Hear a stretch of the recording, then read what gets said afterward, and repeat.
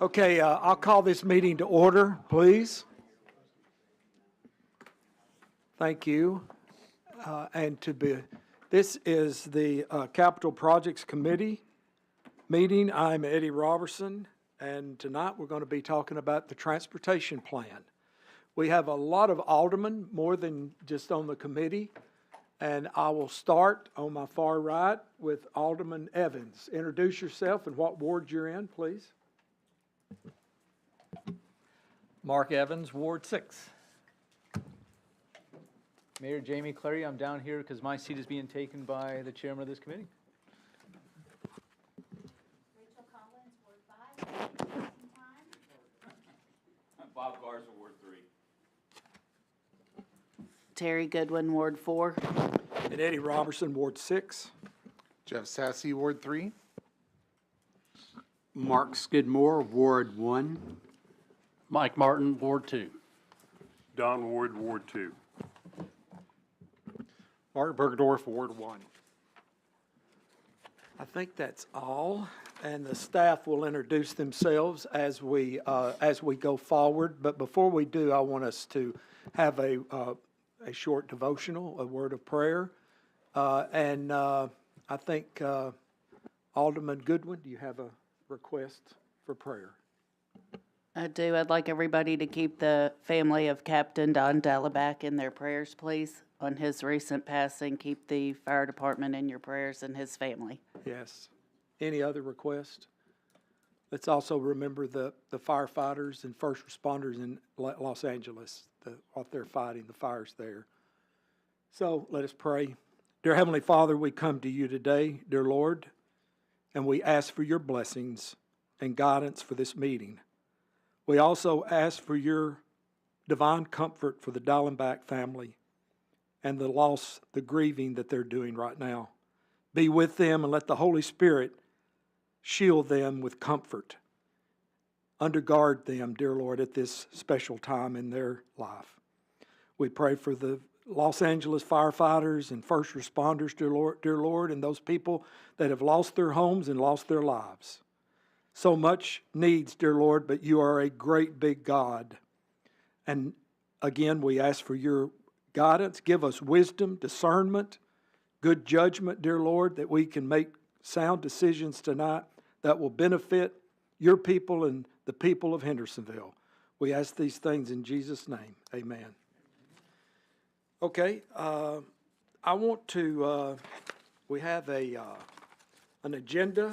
Are there any suggestions or changes in the agenda?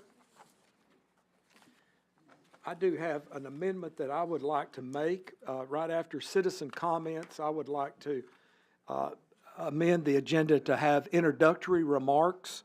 There are some preliminary matters that I think it would be good, since especially we have two new members, for us to have a brief discussion on some introductory remarks tonight by myself and also by Director Locke. So with that, I'll make a motion to amend to add that right after citizen comments. So moved. Second, all those in favor say aye. Aye. Aye. Approved unanimously. Thank you. So at this time, I guess Ms. Locke?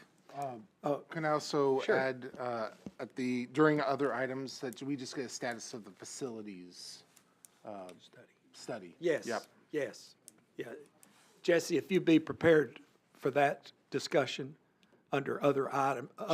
Just an understanding of where we are with the facilities study. Okay, very good. Ms. Locke? Do we need a second? Do we need to approve that? Well, I don't think so, since it's under other. Okay. I think just notice is sufficient. Okay. I believe. I want to thank this committee and BOMA for electing me as chair. This committee has a really warm spot in my heart because as many of you, I've seen our city grow exponentially, and everybody claims that, you know, we need more infrastructure, and this is an opportunity for BOMA to put on the table a plan. Those that fail to plan to fail. And so I'm real excited about this. I want the I want the committee, oh. Yeah. I want the committee, and we'll discuss this a little later. I want the committee to understand some of the basic, I think, important things as we move forward. But before we do, and I've been corrected, we have an election of a vice chair for the committee. And again, only committee members can vote for that vice chair. That would be the 4 standing committees and myself. So do we have a motion for a vice chair? I do. I move that we elect Alderman Robertson as chair. Oh. I'll second that. Okay. Thank you. All those in favor? Aye. Okay. Those opposed? My wife can't vote, so. Okay. So next is the vice chair. I'd like to nominate Bob Garza as vice chair. Okay, we have a nomination. Do I have a second? Second. Second? Okay. Any other motions? Any other nominations? Really, I didn't even need a second for that, but we have a nomination, and if it's the only one, we have all those in favor of Barb Garza as serving as vice chair of the Capital Projects Committee, say aye. Aye. Aye. Passes unanimously. Thank you. Now, the preliminary matters.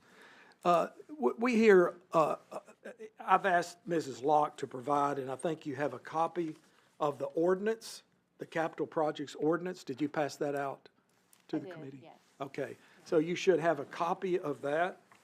That is the defining authority of this committee.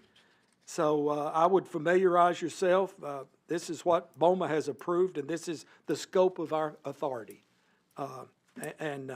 So I wanted just to provide that for your own information. It's good to keep. The other thing I wanted to talk a little bit about is the GNRC. We get a lot of funding from the GNRC, and I wanted Sarah just to, and maybe the mayor as well, just to give a little brief explanation of the GNRC and how they're able to help us on a lot of these projects.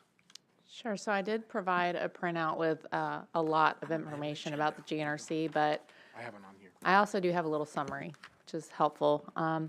So the GNRC facilitates policymaking to prioritize funding.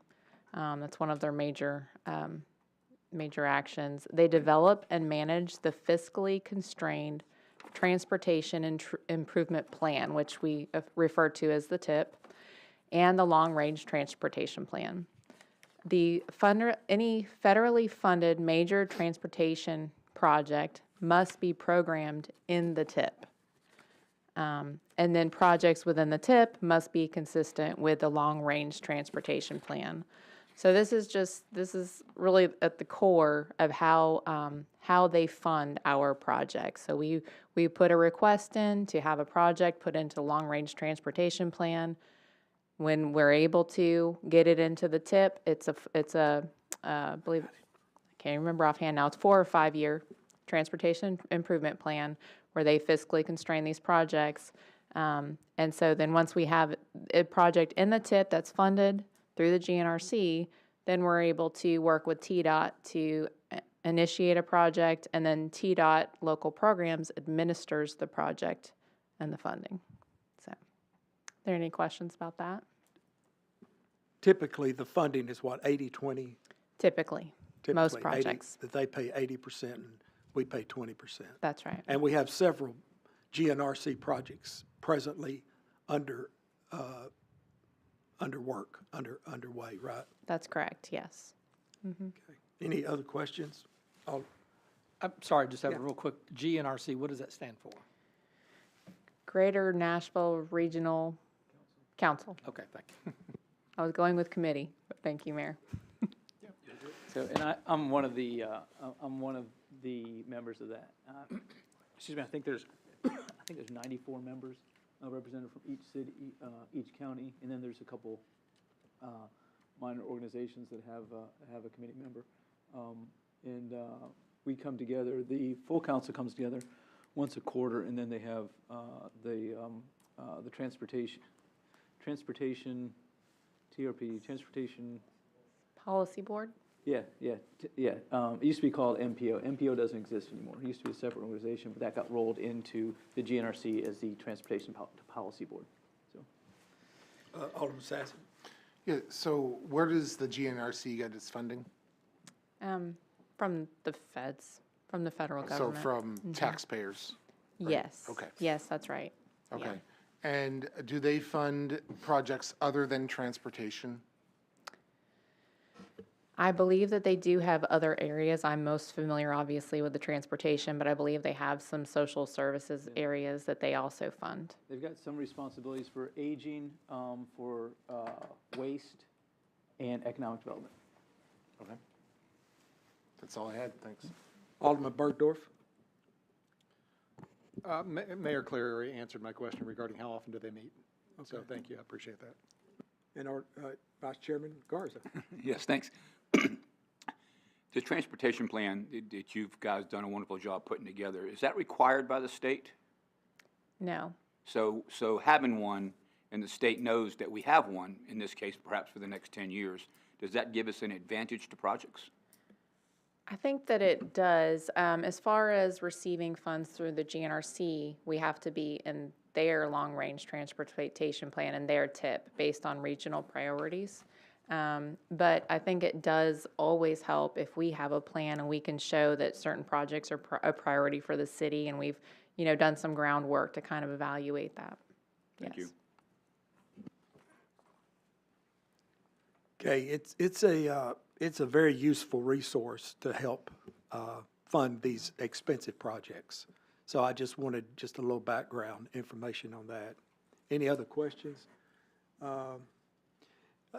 And Sarah, as part of, and I'll get back to the minutes in just a second, but part of that is also the state runs these programs by and large, correct? Yes. And do you have a slide that shows the flow diagram of the state, how they manage a capital project? Would you put that up? Yes, this is the 2016 flow chart for getting a project through local programs with the state. Yeah. That, we hear from constituents a lot of why can't we move quicker? But since the GNRC and the state manages these projects, and this is the flow diagram they have to go through, it's quite a process involved in the, as proof as the old Shackle Island Walton Ferry project. It's taken forever to do. But I thought this was instructive to let us understand the processes that the staff has to work through each of these with the state to get things done. For example, like light synchronization. Yes. Yeah. So, Mr. Chairman, could I add something to that? Please. So very often we hear from folks that say, what happened with this project? How come nothing's moving on this project? Long before we get to construction, which is very often the shortest part of a project, long before we get to there's property acquisition, there's design, property acquisition, in some cases environmental studies. And what you see in front of us is what's happening when it appears like nothing's happening. There is progress being made, but we can't start construction until we're finished with all of this.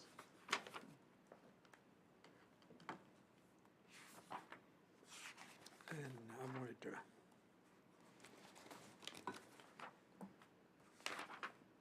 to. In Jesse's report, each BOMA meeting, there is a diagram of where we stand in the right-of-way acquisition. I worked with the staff. It's on page 30 of his report, and this is a real succinct way of looking at projects.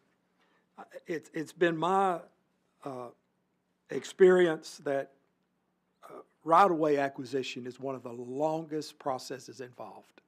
And what the staff has done on page 30, it has broken down right-of-way acquisition into 4 different categories.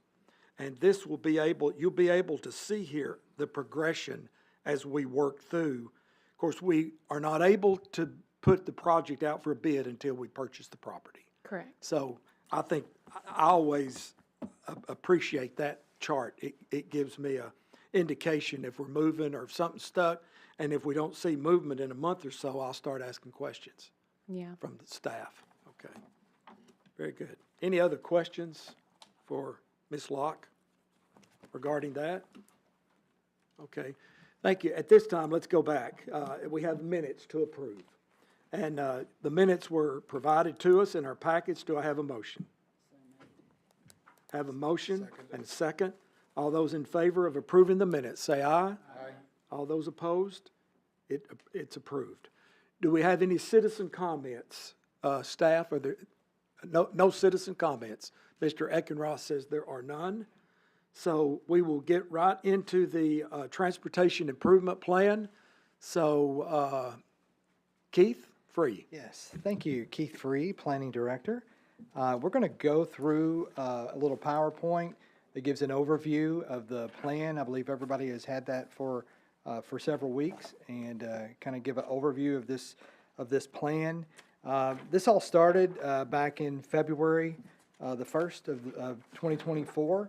We had our first meeting as a staff to talk about and envision this particular plan, and since then we've been working diligently through this process to get to this point this evening. We've had a couple of other occasions that we've been before the BOMA Capital Projects Committee, once back in July, and then another time in September. And so this is the third time that we've been through this process. Now we do have our final draft, and is some of the things that we're gonna cover, and we're gonna cover it fairly briefly, and then we'll open it up for any questions that anyone may have. And if you've got questions through the process, we can informally answer as we go, or we can do it at the end. We're going to talk about congestion and growth, and we're going to talk about public input in the plan that you have before you this evening. We're going to talk about goals and the strategies to achieve those goals, as well as talk about access management, focus areas, and priorities and ranking criteria, how we're looking at what our priorities are and how we're going to rank projects, and then looking at identifying and ranking the final project as well. We'll get kicked off here, and I'll turn it over to Jesse to start off. Thank you. Just keep that right. Thank you, Keith. Thank you for being here. It's great attendance tonight, so thank you for that.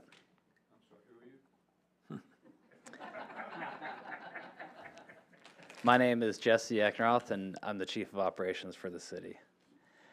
So the first thing that I want to talk about is something that is very important to this plan, and that's the barriers that contribute to the congestion in the city. Many of these barriers are based on the geography of the city, which we obviously don't have control over. But the first thing that I want to highlight here is this blue comes on. This is the edge of waterways, ponds that we have, and creeks throughout the city. So if we just had this slide up to say, hey, these are constraints, we can't go south from the city.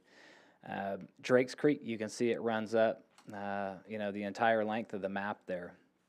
So there are definite physical constraints to our transportation plan.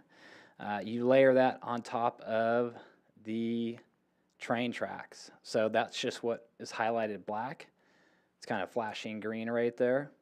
Not only can you not go south, from the peninsulas, but now we have a train track that we don't always have bridges or underpasses for. Exit 8 is a great example. So, we can all go out on the main street if you're down on the peninsulas, and then sometimes you can't even go north without getting hit or stopped by a train track. So that's something to consider. And you layer on top of that, if you do get on Main, Indian, some of our major streets, we have a lot of traffic signals on them. So they're going to kind of flash here. So between the waterways, the rail barrier, and all the traffic lights that we have in the city, there are considerable constraints. We don't have a wide open canvas for us to design city on based on some of these constraints. So we have to take that into account when we talk about, our plans and our strategies for the city. Each of the peninsulas has approximately 10,000 people. They can't go south. There's no east-west connector. They have to go up onto Main Street. So you're going to push 20,000 people up onto Main Street. And then you have a significant amount of traffic lights on Main Street. So these are some of the issues that we've noticed, and some of our strategies are designed to mitigate these issues, but it's just important to understand that we have certain barriers that we just have to work around. This is a map showing the major congestion areas. One thing that's important to notice here, these red areas on the map highlight the most congested areas.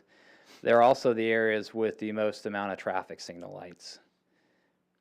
Traffic signal lights don't help traffic flow. We put them in because we have side streets and we have to get a certain amount of cars through, but it's a point where you have to stop. So, we have to use them to manage, but all the places that have the higher proportion of traffic signals are also the most congested areas. So that's just something to keep in mind too when we talk about strategies. Traffic signals generally don't help traffic flow, they hurt traffic flow, but they have to go in because they are obviously necessary in some areas. Question, Mr. Eckenroth, back to your last slide. Is the signal synchronization covering all of those areas? It is? Okay. Ms. Locke says yes. Is it covered over on I didn't know it was covered. the west end of town, Center Point. on Center Point? State was doing something about that, though. I don't think that we were involved in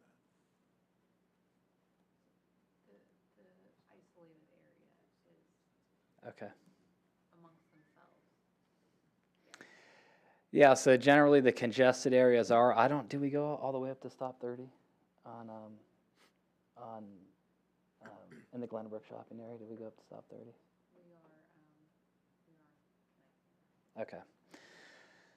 So, this hits the majority of them. There may be a couple signals, some outliers, but the majority of them should be signalized here. So synchronization is a major strategy. Yeah. I think if that's the point you're trying to make, absolutely. Yeah. Synchronization is a strategy. There may be a couple outliers here that aren't hooked into the system yet, but absolutely, that's why we rely on it as a key to one of our strategies, which we will discuss later. So this just kind of highlights the items that I talked about, the access limitations. So we have rail and water access limitations. We have a lot of traffic signals, especially on these congested areas. Some undersized roadways, a lack of connectivity, and some of that connectivity is because of the waterways. We don't have great access control. If you go on the west end of Maine, you'll see a lot of the businesses kind of are just wide open. You don't know where to turn in and turn out. And then we have growth in commercial and residential development happening throughout the city too. So these are some of the factors that contribute to where we have congestion in the city. And on the flip side of that, this map highlights the areas where we don't have a lot of congestion. That's important because you don't see a lot of traffic signals in these areas. You can see kind of on the far east and west ends of Maine, that's where we have a limited number of traffic signals. Traffic flows a lot better, deeper down into the peninsulas, and then once you push north of Maine as well. Just keep in mind, a lot of those areas don't have traffic signals on them. So that's something that we need to keep in mind. There's limited curb cuts, there's good connectivity in those areas, limited intersections. If there's any questions, please raise them. So on Sanders Ferry Road, the congestion is what, to Imperial? Is that where the most congestion? Because it shows there Sanders Ferry, the green shows less congestion. Is that correct? That's right. So this is south of Imperial. Okay. What it's highlighted there. Okay. And I guess we get this data from traffic count studies that we or the state provide? Well, I don't know that necessarily the state will give us congestion in these areas, but a lot of it's based on our observation, based on feedback when we did resident surveys, and a lot of it is just driving around the city. One of the reasons why we chose to do this project in-house is because we all drive the city and we know where these areas are. So a lot of this is just boots on the ground observation in the city. Okay. Turn on your microphone, please. Sometimes it's hard for me to see. The congestion on Drakes Creek, does that stop where the hockey rink is? And so the area of the roundabout is neither congested nor listed, it's also not listed as not congested, it's just average? Mm-hmm. Yeah, there's not I mean, if we're talking about the volume of cars that we see on Main Street, the entrance to Durham Farms, that street would never even begin to handle the volume that we see where we have some of these signalized intersections. Drakes Creek, you know, the further north you go, the more the traffic drops off. It goes to the hockey rink. There's a school up there, so you get a lot of traffic in there. You know, it's not, if it was red like that, I think we would definitely be into a situation where we have to put a signalized intersection out there. You know, we're not at that point yet. And so Saundersville Road, the residential area north of the bypass, it does have a green for not congested. So does that have more cars per day than the Drakes Creek, Avon Lane area? I would assume because it got ranked. Do you know if it has more cars? With the traffic count? Yeah, I don't have the count memorized, but in the back of the plan, there's the trips that are on there. Okay, thank you. I think with, you know, Saundersville, you don't have a lot of side streets that connect into it. You have a lot of traffic that funnels into Durham Farms. You just don't see the same type of impacts. And the road is a little bit wider also out at Saundersville. A lot of it is 2-lane, so that helps as well. And then if there's no more questions on those slides, I'm going to turn the next part over to Keith. Thank you, Jesse. Grab that. Yes, one of the things that we're looking at too is looking at where are the anticipated growth areas. We're probably all pretty familiar with where those are. Just to highlight some of those, the Stop 30 road area is one area. Drakes Creek Road, Centerpoint Road, Indian Lake Boulevard with a lot of the commercial development is also anticipated growth area. Saundersville Road that you had just mentioned. Then all park properties. Those, as our population is increasing, the demand in those areas are increasing as well. Anderson Lane and New Shackle Island Road. These are areas we're anticipating majority of our future growth to occur. Currently, we're at a population of about 65,000. We're going to be probably close to full build out here somewhere between the next 9 and 14 years. So our population is projected to be around 76,000. So we're going to be gaining in population here over the next 10 to 12 years by about 11,000. Then we're going to kind of plateau off of as far as total population. Also, when we look at these growth areas, within all of these areas, there's roughly a little bit less than, I think, 3,000 units that are approved within that area that already have approvals. It's just a matter of, you know, finishing plans or getting permits and things of that nature. Of the remaining vacant land, there's probably another 1,200 homes that could be built on the residential vacant property as well. And so that ends up with about around 4,000, 4,100 units to still be built. And most of those units are all going to be built within the northern portion of the community. What was that number again? About 4,100 future homes at max capacity that could be constructed. We're nearing the last 9 to 10% of undeveloped property that doesn't already have a plan or approval for a development on it. So over this next 9 to 14 years, depending on the pace, we'll reach full build out. So the timeliness of looking at where our growth is going to occur, we're going to, depending on the speed of growth at which it occurs, sometime over the next around 12 years, we're going to reach that point where we have built out the community. So the timeliness of this as a 10-year plan is very timely as well. And so in this plan, we took all of that into consideration as well, looking at where these future growth areas are. Any questions about Yes. that? Yeah. Yeah, Garza? So I'm going to tie something together, hopefully here. I believe our sales tax is doing much better than we had originally planned, and that's an excellent thing. We also are the only shopping area around. Rivergate's gone, and even stores over there are moving here, like Best Buy. And I don't see Gallatin making that move yet. I don't see their plans, but we have major shopping. And New Shackle Island Road, if we're going to be building up there, is going to add a lot of people to that shopping center, which again is better for our sales tax. So I don't know, I've read all these. I'm not too sure where that is, but let's keep in mind not just the residential part of this, but the retail part of this too, because it's a long time to get into Glenbrook. Yes, and this is in that future growth area.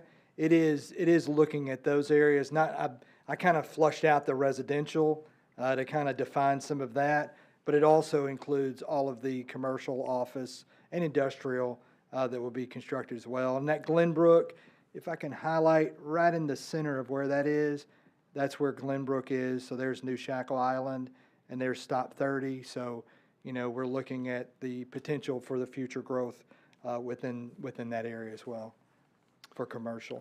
And commercial will, has the potential to generate quite a bit of traffic as well. So Keith, question. You have Drakes Creek Road from Stop 30 toward Durham as anticipated growth areas. I drive that road, as does Alderman Evans, I'm sure, every day. And I don't see a lot of vacant land on Drakes Creek Road. So how is the anticipated growth coming from that area? Yeah, you have the eventual full build out of Durham Farms, which is going to add more. You've got the county development that's out there, the retreat at Norman Farms. That's still to build out. All that traffic's coming through there. You have the back of Fountain Brook, as well as you have that back part of Norman Creek that has about 100 units back there. So that, and then when the east-west collector connects, well, right behind Fountain Brook and Norman Creek, there is the Baird Farm, which is a substantial number of homes. And then that connects to Fountain Brook, which then connects Saundersville to that area. So you're going to be pulling some traffic from there, as well as the new traffic patterns that have been created through Durham Farms on that road that come off of Long Hollow. Yes. So that's increasing. The usage of that for cutting through there has been increasing as well. Okay. Excuse me, also, in the county on Jones Lane, Jones Road. Yes. You've got one development in construction, which is in the county, which is going to add. That's correct. 150 homes. Yes. And that guy further down bought 45 acres here and 37 acres across the street. Yes. It's not going to be agriculture. Yeah. So all that's in the county, but all of that traffic, and that's one of the things too, is we're looking at growth in the city, understanding and acknowledging there will also be growth that occurs outside the city limits, and we will be impacted by that traffic as well. And I was going to say also, I think you're probably anticipating the build out of the park, the other land that, for the possible soccer fields right there by the rugby fields. Yes, yes. There will be a lot more traffic there for that too. One thing I was noticing, if I may ask, our maps, and great job on the maps, but how, I see hard lines on here. Is there a map that denotes our city boundaries in this Yes. transportation plan? There is, it's in the back of the transportation All right, plan. thank you. As well as a heat map that shows Okay. crashes, and there's a lot of other supporting Okay. things. So I believe there looking is a map, yeah. There's a Okay. map that just for the city That way boundaries. it'll help us have a better idea of exactly where, we see all where the roads are. Yes, We sir. see where the traffic patterns are, but we also see where our limitations are Yes. at that point. Yes. Okay, thank you. Hey, Mark, Thank it's you. sort of shaded, and it sort of depends on what angle you look at it, to be honest with you.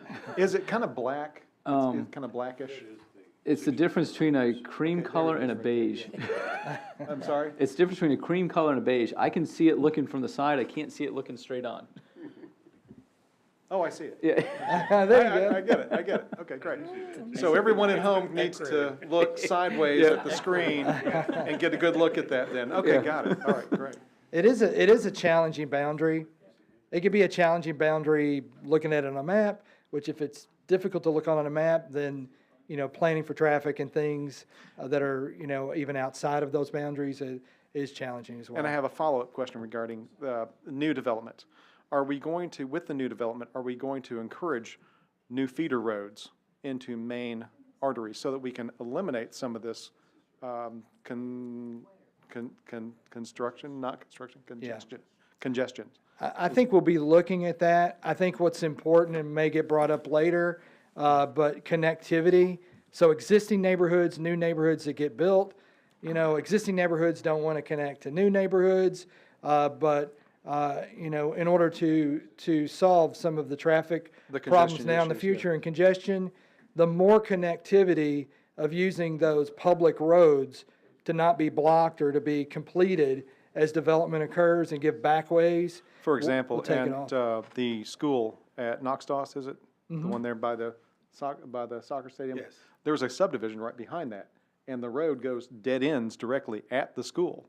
And if we could talk to somebody about opening that up, I'm sure that would help alleviate some county. congestion through there. Yeah. That's the county. That's county? Well, let's talk to, where are they? Why can't we get some help from the county? Thank you. Thank you. All Any other right. questions for Keith? No. Proceed. Okay, I'll turn it over to Casey, and she'll talk about public input. So we've talked about the survey before, and we didn't put the full results in the slideshow today because we've shared them a few times, but they are available online if you want to go back and look. We did use the word cloud again because we feel like it's just probably the most visually representative of the things that we got from the survey, as well as the comments we've gotten on Facebook and online as we've posted and shared the plan as we've gone along. There's opportunities again for residents to provide feedback. We did publish this meeting publicly, invite them to come, and we will be doing that again for the next meeting when we present this at BOMA at the end of January and do a public hearing at that point, and we'll be running it in the paper and other ways to make sure that residents are aware that they can come and provide additional feedback. But they did, give quite a bit of feedback in the beginning, and that is an integral part of what we've done as developing this plan is use some of those things that they told us where it's congested, where we need to look at, what are the areas that they are seeing problems day to day, and that's what we incorporated when we're trying to decide what areas to look at. I'm going to turn it back to Keith. Thank you, Casey. Great job with the public outreach too, by the way. One of the things as we move forward with this plan is define what the goals are. What are the overall goals? What are the major things that we want to achieve? And there's three goals that we want to achieve. The first goal is to decrease congestion. And doing that, as we spoke earlier about light synchronization, that's an important way to decrease congestion. Widening existing roads, making improvements, adding turn lanes at appropriate places, extending turn lanes, channelizing traffic with improved access management, might be adding medians to different areas to improve access management, mitigate future development impact with improvements that increase capacity when new developments are occurring, making sure we're getting all and more of transportation improvements with those developments. Also making those roadway connections, just like we talked about just a second ago, making sure we have that full connectivity. The next thing would be to improve safety, and some of the things on improving safety that could be included would be install warranted traffic signals or roundabouts at appropriate locations to improve intersections, analyze crash data to see where are the problems and what are creating the crashes so that we can mitigate those, making improvements to roadways, and having new roadway connections, just like the other goal that we had, and then new and improved lighting, street lighting. I think street lighting is a very important part of our transportation system as well when it comes to safety, and reducing existing curb cuts to improve access management, where you have a curb cut that's 120 feet wide, where you know traffic can just come and go. Kind of limiting those to appropriate widths will improve safety significantly. And the third and final goal would be to improve the overall circulation within our community. And the ways to do that would be, in addition to some of the things that we've already listed in the other goals, but to maybe install raised center medians, widen existing roads to add more capacity of ability for the number of cars, and to also install roundabouts at intersections to improve the circulation. So those are the things that we've defined as the overall goals that we wanted to do. And if there's no questions, then Jesse's going to take over and go into the specific strategies that'll address these three goals. Thank you, Keith. Thanks, Keith. And kind of a simple way to think about it, if I'm going to go back here and look at decreased congestion, that's a reactive. A lot of the kind of strategies for improved circulation are the same, but that's more of a proactive approach. So it would be nice if we can get ahead of some of these issues, and that's what I think some of the main differences are between decreased congestion and improved circulation. Is goal number 3 is to try to get ahead of some of these issues as much as possible. So when talking about strategies, kind of dovetails into everything else we've been talking about. Optimizing traffic signals, as Mr. Robertson pointed out, so many of those red areas are in a cluster of traffic signals. So the more that we can optimize our traffic signals, the more effective we can be with getting traffic through. Traffic on Main Street, as we saw, was red across the majority of Main Street, or a large portion of it. So anytime we have the ability to pull traffic off of Main Street, we'll be pulling cars off of some of our most congested sections of the roadway. Widen and reconfigure, install safety enhancements, overcome barriers. That is very expensive. You know, if we connect the peninsulas with a bridge, very effective, very expensive. But those are some of the barriers that we have to just understand we are dealing with. It is extremely expensive to go over the railway. It is very expensive to go over the waterways. You know, kind of the geography of the city is not helping us with our strategies, and just understand that, you know, we are working within those constraints. Improve connectivity, and then implement sound access management. I think we know what all these are, but we are going to go and do a little more detail on what access management is. So I think, Sarah, you're going to come up and do access management. Any questions on these strategies? All right. Thanks, Jessica. Okay, access management is one of my favorite subjects. I think that it's one of the things that really can improve the flow of traffic on West Main Street specifically. This is one area where historically we just haven't done a great job with this, but we know more now than we used to. So what is access management? One of the major strategies, if you will, of access management is reducing the number of driveways. So all of the commercial businesses, they all want their own designated driveway, but realistically, the flow of traffic would be so much better if we could consolidate those and have shared access driveways where there's some internal circulation between businesses, but less driveway cuts. So you see on the screen there, we have 4 driveways shown on the left, on the right. They, whichever municipality this was with palm trees, they went in and they consolidated. They went from 4 to 3. Of course, it would have been better to go to 2, but the longer distance you can have in between those driveways, the better for the flow of traffic.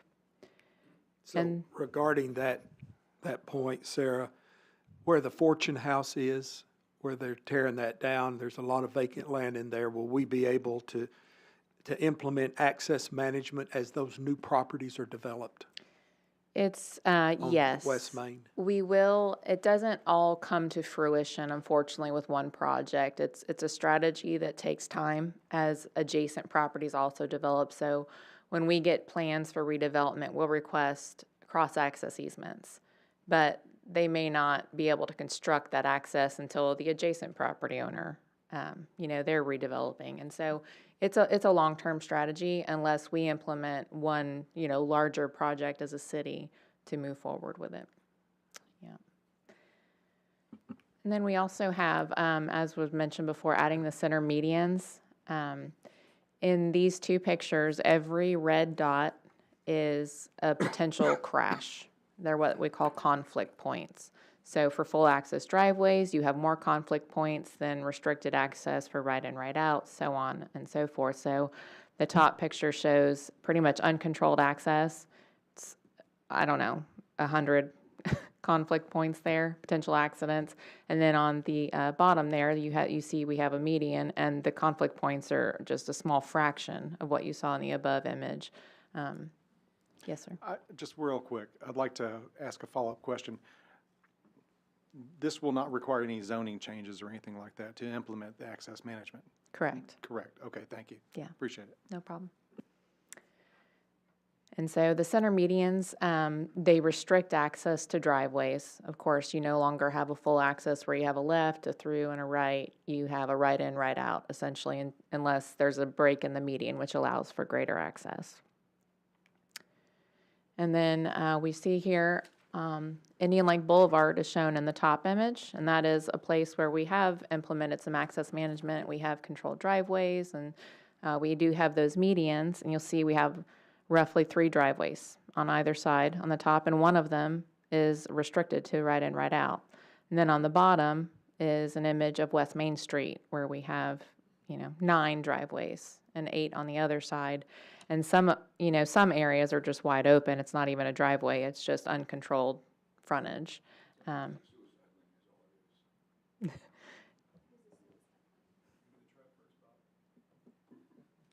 So these are some strategies. The access management is really, it's really an important one that will really help us in multiple areas in the city, but I think especially West Main Street. This can be really helpful.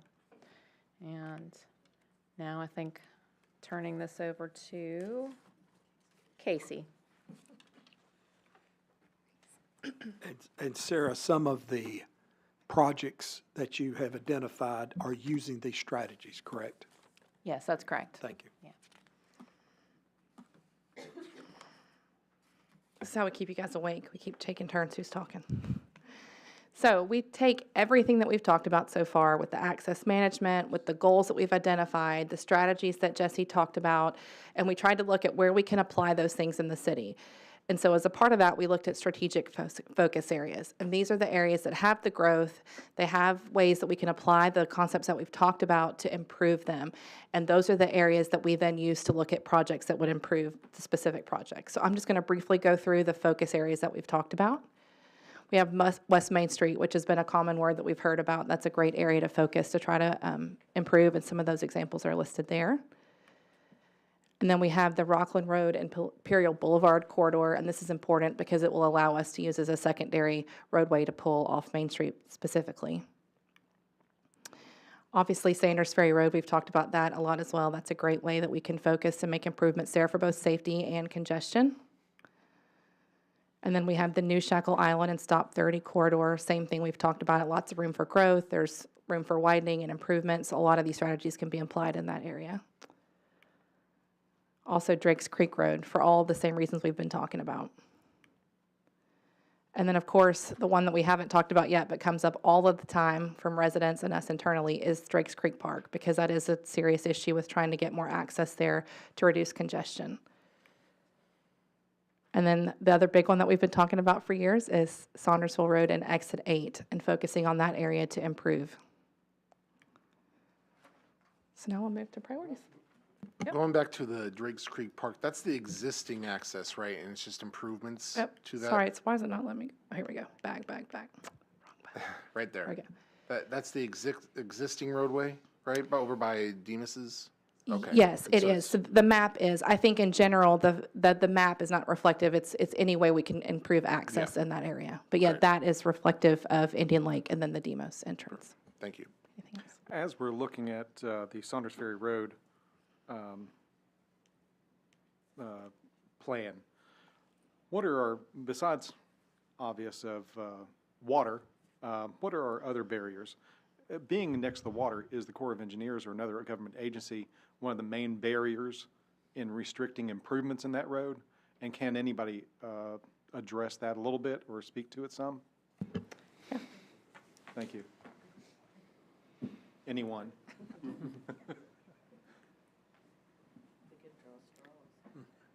It takes a long time to work with those outside agencies. And one of the ranking criteria that we have on here is constructability. And constructability takes into account if we know it's going to be a 5-year, 6-year process to get through the Corps of Engineers, TDEC, all these kind of So we have multiple obstacles, barriers right? at this, and this particular branch. So we weight the constructability with some of those factors in mind, and that helps determine the ranking. Okay, thank you. One other thing is that I've had conversations with Congressman John Rose's staff, and they're doing their best to get the Corps of Engineers to understand more of what we're dealing with and the impact that their cooperation would have on our transportation. And it's not just Hendersonville, but it's many, many cities in North Mississippi. Thank you, Mayor, appreciate that. Well, the Exit 8 project, it seems like we've been in the getting ready for land acquisition a long time. I don't see any movement in the purchasing of a right-of-way. Is there a reason why that it doesn't seem like we're moving very quickly in that regard? Yes, there is. So, thankfully, we were awarded some construction dollars through TDOT's 10-year plan. They put roughly $35 million toward the construction of that project, and also for right-of-way. In doing so, it added federal dollars to the project. And so the project was initiated based on the premise that it was all state dollars and local municipal dollars. And so once you have a project with federal dollars, the requirements are, they're different.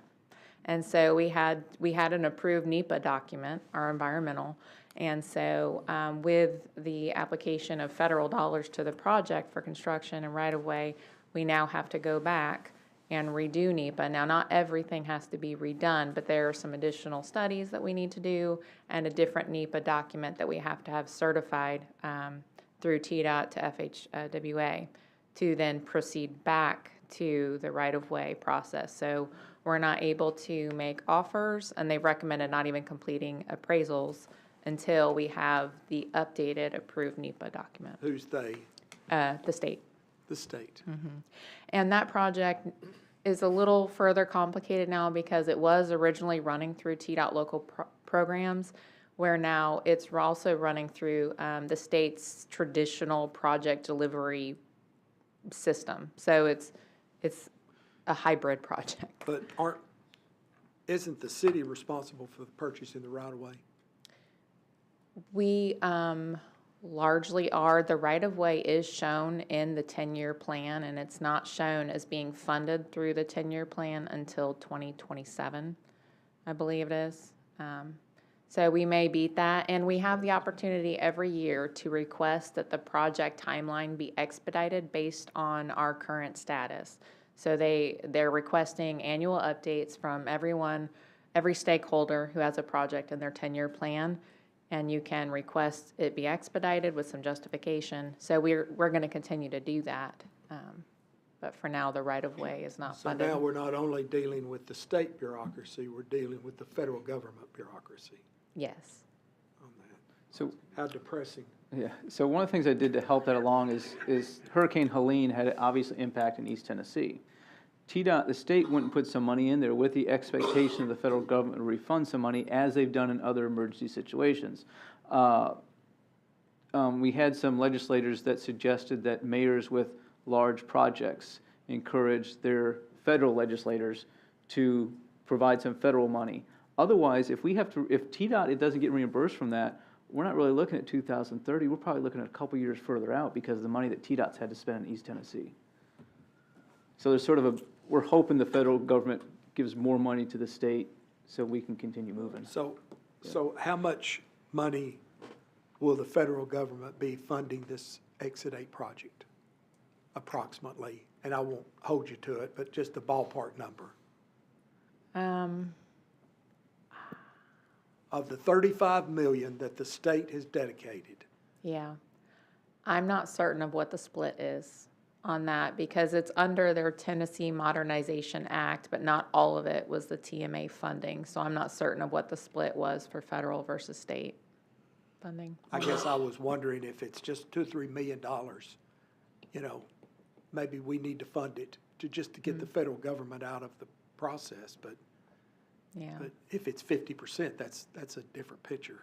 Okay. Yeah. Any other questions regarding, yes, Alderman Collins? I have a question regarding Saundersville Road, but actually not specific to Exit 8.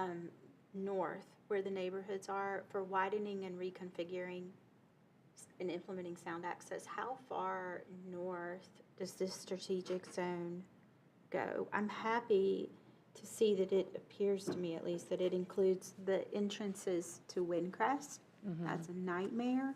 A lot of the neighborhoods have 1 to 2 entrances, exits for their entire neighborhood, and they're all problematic, but Windcrest is horrible because they are tied up with the congestion from Exit 8. Yes. So I just wondering how far north does the widening and reconfiguring? We have projects identified, I think, up to Settlers Way. Okay. Now, it may not be full widening that whole length. It would be strategic, strategic turn lanes, things like that. Okay. But up to that area. That's perfect. Yeah. Thank you. Yeah. Mayor, do you have something? No, we figured it out over here. Thank you. Okay. Okay. Alderman Bergdorf? I'm sorry, yes. What, Maybe it's not. did we say this might take longer, the Exit 8 piece? I'm sorry.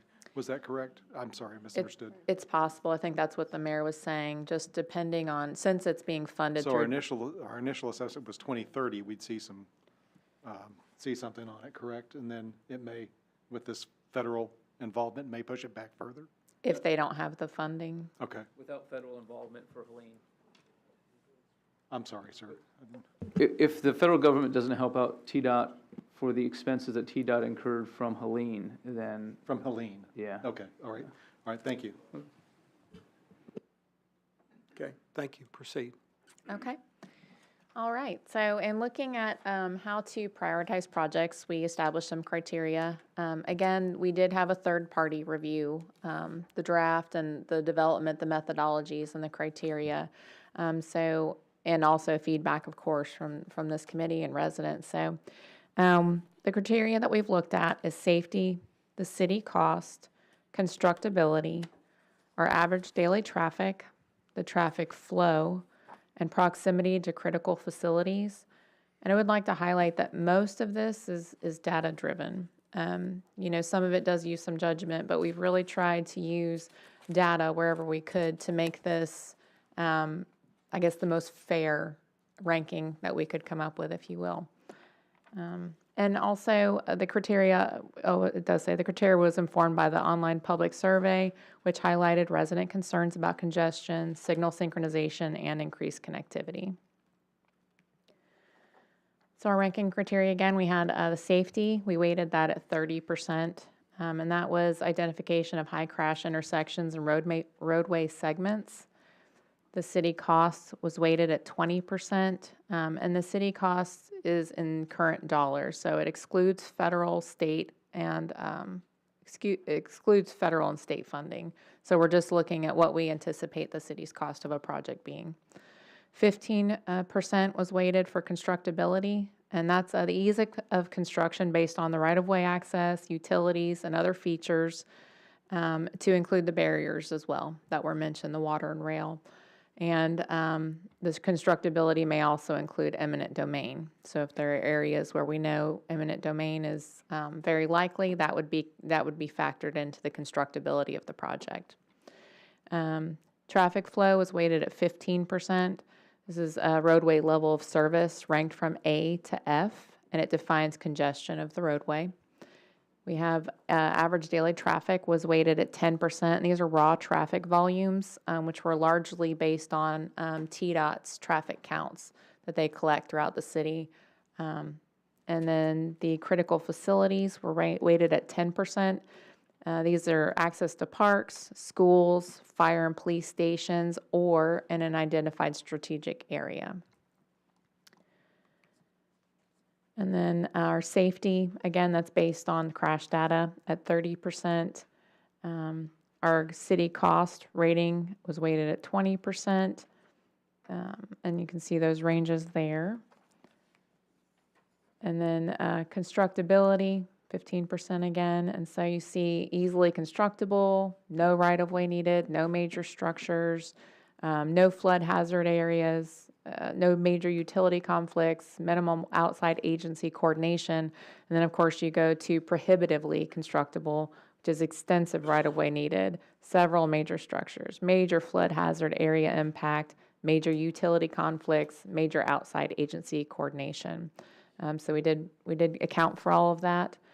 The right-of-way acquisition, again, may lead to eminent domain to complete a project. We don't know that, unfortunately, until we're in deep. We've done appraisals, we're talking to property owners, but that's always a possibility with any project. The traffic flow is 15% of the total ranking, and these graphics here I think are really helpful in showing a level of service F at the top down to a level service AB, and I think most of us can figure out where the areas are in the city where you see these different levels of service. We have our average daily traffic count, 10% of our ranking again, so highest priority starting at 15,000 plus, so it's going to be West Main Street, Indian Lake Boulevard, New Shackle Island, and then it goes down, of course. We have critical facility proximity. That was 10%. We have these different distances from these critical facilities. The proximity of critical facilities based on location within the roadway path, not as the crow flies, if you will. The closer the facility, the lower the score and the higher the ranking. Examples of critical facilities include fire stations, police departments, schools, hospitals, high-capacity parks, strategic areas. So, Sarah, question. Yes. Of these categories, which is the most subjective? And is there anything that we can do to make them more objective? I would say city cost has some subjectivity in there. And then I went too far. The constructability does as well. Some of those are unknown until you really get into a project and you have your survey data, all of that. And then the traffic flow for a lot of the areas has been subjective just because it requires a traffic study and counts and observations to a level that haven't been completed. We've provided observations, but typically you'd have counts and a full traffic study for each of those areas. So the traffic flow is more observational based? Yes, primarily it is. We have some traffic studies for certain areas where we've had development, things like that, and those have been utilized, but some of it is subjective. Now, we have a traffic engineer on staff now, correct? We do. And would that traffic engineer help with these observational data? He's certainly capable. I don't know that he has time to perform studies for all of these areas. Okay, Yeah. thank you. And so these are some sample projects just showing the rankings and the weighted scores there. And then we have, And the lower the score, the higher the ranking, correct? that's correct, yes. Figured one was a top priority, so we kind of looked at it from that angle. And then these are, all of these pens are projects that have been identified and are included in this plan. So you see most of them are right around the areas where we saw the most congestion. And then we have just some sampling of projects that are shown in the plan. So Avondale was ranked number 1. It is completed. And so that's an indicator that the ranking maybe worked well.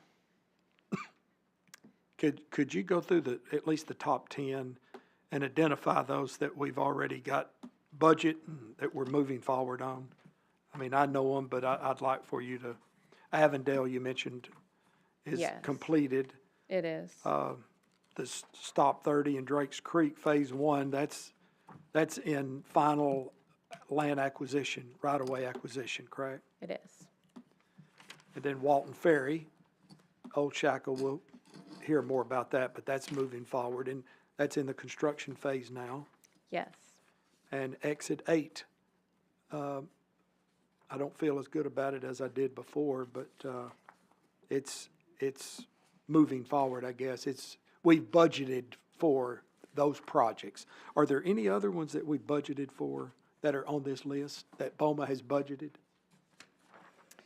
Indian Lake Road School Zone improvements, I think, were in our budget. It did used to be in the budget. It's not currently budgeted.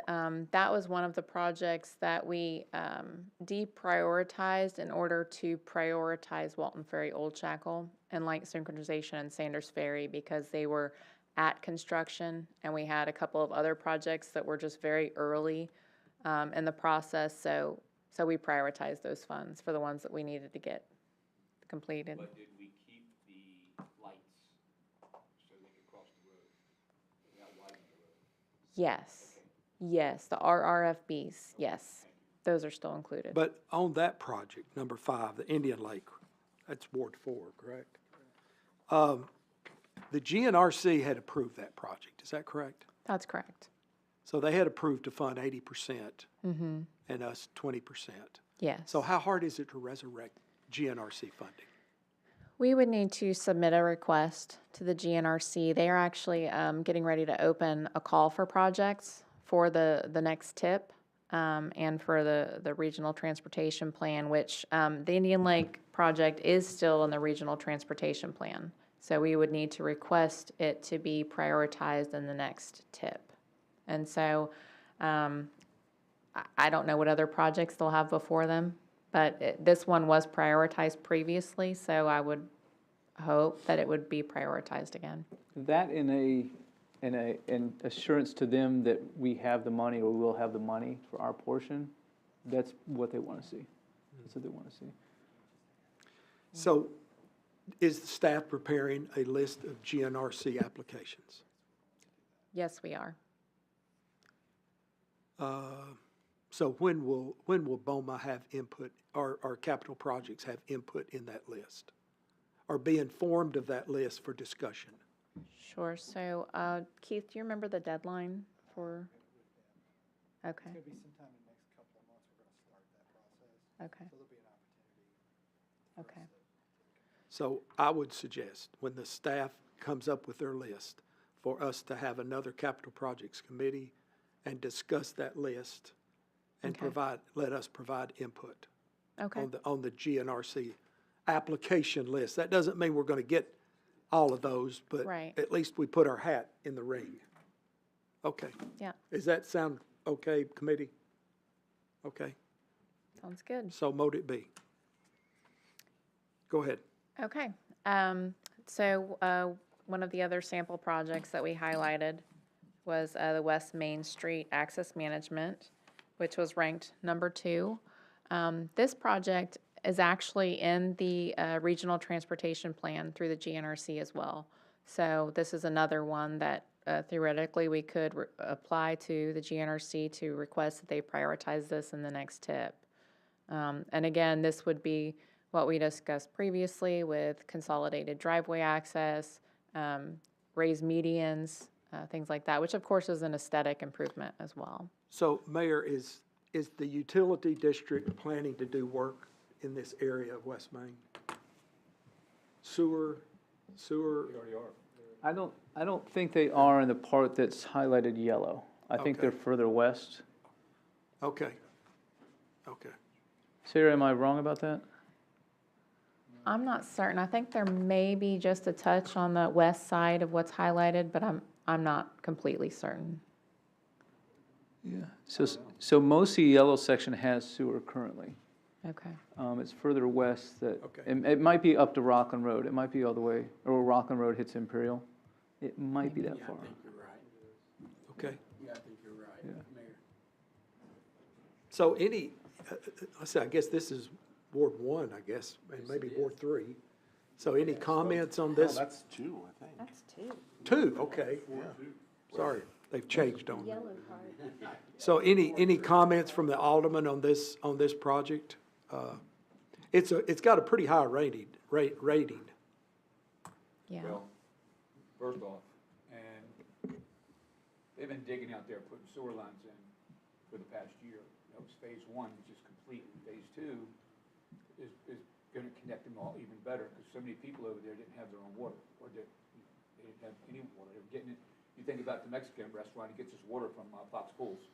There's about 3 or 4 of those businesses over there that control the water and the sewer. And they've torn up the entire, well, right side, I guess, which would be in Ward 3. And it's been a major project, but we didn't have to fund that. The utility company funded that, I believe. It was in their presence. And I think there's 3 phases to it. I don't have it in front of me. I followed up on this, but phase 1's complete. And phase 2's still going. You'll see the big machines out there. And you'll also see where they dug the road completely up, usually in the parking lot of the businesses, whether it's a used car lot or the skating rink or any of those, and they're trying to make it, aesthetic now to go back. But that's been in the works for some time, so that's a major improvement. So Yes. now we can actually, in theory, open restaurants over there, because you couldn't before, because they didn't have the access to bathrooms. So I'm excited about that, because obviously, that's Jeff and I's ward, and it'd be nice to see some people drive into the city and be proud of that, because if you talk to real estate agents and they're showing people property in Hendersonville, they take the bypass all the way to Indian Lake. So are you talking about this section or further west from here? Well, if I could see it better, but, so, That's between Walton and Sandersville. Because there's Rockland Road there's right Executive there, Park, so I'm further down. I'm all Okay, the way yeah. down to almost Maple Motors. Okay. And I think, didn't Hendersonville Utility District get an ARPA on that Yeah. to help fund that? The county's ARPA money was spread for several projects. Hendersonville Utility District, they've had this project in the plans for many, many years, and the county agreed to provide some of the county's money, which totally makes sense, Yes, because absolutely. the Hendersonville Utility District, their board is actually appointed, or I should say, ratified by the county commission, not by us. Yeah. Because it's been around longer than the city has. Since we are at risk of returning more than $2 million to the federal government, I feel like I should tell you all that I have reached out to Hendersonville Utility District and asked, is there a way that y'all can use our money? It has, for us to, there are a lot of hurdles to jump over, and the answer is probably no. But what that would do is if we could, if we were able to do that, that the increase in rates for Hendersonville Utility District customers wouldn't be as severe otherwise. Because where this money's gonna come is, where the cost is going to be covered is gonna be in the rates that Hendersonville Utility District customers pay. And instead of our money going back to the federal government to use for something else, somewhere else. I reached out to him and asked, is this a possibility? So we're working with the State Department, Tennessee Department of Environmental Conservation, which approves the list of projects, approved the list of projects, to see if our money could go toward them. And I've been talking with Joe Rewa, the general manager, and John Isbell, the county mayor, about this possibility. Because if there's a way to help the ratepayers at Hendersonville Utility District, that's a way to help the residents of Hendersonville. Again, the answer is probably no, but we've been working on it for about 3 weeks. Alderman Collins, do you have a comment? Oh, no, I don't know why. Well, I was speaking specifically, I thought that this came up last year. I didn't know it was the same funding. What are you talking about, particular funding? It's the 2 million you're speaking of. Roundabout. Yeah, it's a roundabout money. Oh, roundabout money. No, I wasn't speaking of roundabout money. I was speaking of a previous ARPA funding. I apologize. So Well, thank you county's for got that some ARPA money. Heads up on that. Yeah. That's great. County's got some ARPA money, city's got some ARPA monies from the Yeah. same bill that passed Congress, and Right. the county chose to use some of theirs with Hendersonville Utility District. And that's great. That's what I thought we did. So I was glad to hear about that. But thank you, Mayor, for trying. Appreciate it. Well, and just to stress this point, Sarah, I have to ask you this question. Since the policy of the board is not to move forward on the roundabout, has the staff looked at anywhere else we could use that money? We're not able to add any new projects to the ARPA. They're not allowing any major contract modifications. So that was the reason why the mayor thought of Hendersonville Utility District, because it's already an approved project. So it has the most possibility of maybe shifting our funds to that project. But we're not able to add anything new. And that's by federal regulation.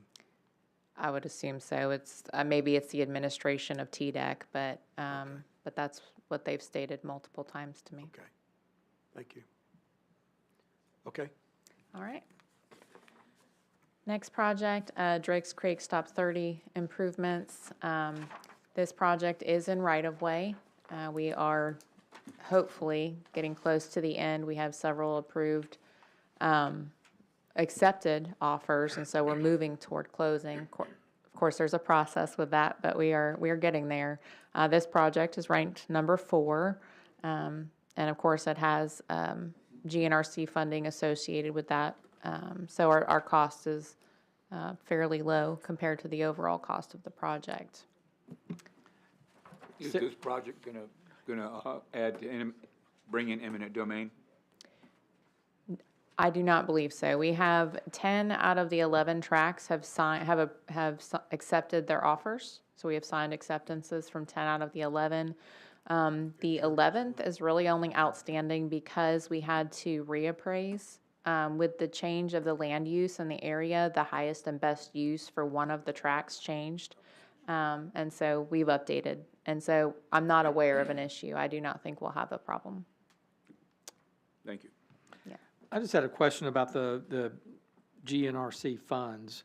So if I look at this particular project here and it says estimated budget 1 million to 5 million, and if they're funding 80% and then we fund 20%, so if, let's just say that this particular project is 5 million, then we would be expected to contribute 1 million to this particular project as a city. Is that That's correct. Okay, so thank you. All right. good point. Okay, All right, we have Sanders Ferry Road improvements, Phase 1. This is ranked number 17. This project would decrease congestion, improve safety. There are currently no federal or state funds associated with this project, and so the estimated cost would be anywhere between 10 to 20 million. Again, mainly because of barriers associated with right-of-way, utilities, and then in some sections, the water is just adjacent to the roadway. So that's, of course, another barrier that we would have to overcome with this project. Where are we at with that? This has not begun. Yes. Can I touch base real quick and go back to project ranking number 8? The actual project number 8? Yes. Okay. It was project ranking 8. What's the project? New Shackle Island. Okay. Okay. My question is, I see how we did the budget and why, but what are we doing when it's a state-managed roadway? Where does that put us? So, it depends on how we want to prioritize it as a city. It is a state roadway. For instance, New Shackle that we what I'm did talking widen, that was a city project. The section that we widened in 2015. Right. Because it was a higher priority to us. So we asked to have it added to the TIP. We went through that process as a city project, and I'm not aware of any state funds that were put toward that. So to answer your question in regards to a new project along New Shackle or any other state road, we would have to request that they prioritize it, but their prioritization is set for the next 10 years. Based on their 10-year plan that they put out. So getting a different project added would be very difficult in the next 10 years. So if it were a priority for us, we likely would have to manage it. We could, though. We could. Okay. Even though TDOT, it's not a high priority for them, there's still GNRC money there. Right. It would just have to be in that long-range transportation plan and then prioritized in the TIP. Thank you. And talking about the list, I want to make some comments regarding number 9 and 10. Number 9 is, I'm sorry, it's number 10 and, well, let's see, New Shack, or Stop 30, improvement. That's number 9, correct? That's the entire Stop 30, right? Yes. Oh, they're both there. And number 10 is the intersection. Yes. Is the intersection of New Shackle and Stop 30. Based on my observation and what I hear from customers or from constituents is that the choke point on Stop 30 is New Shackle and Stop 30.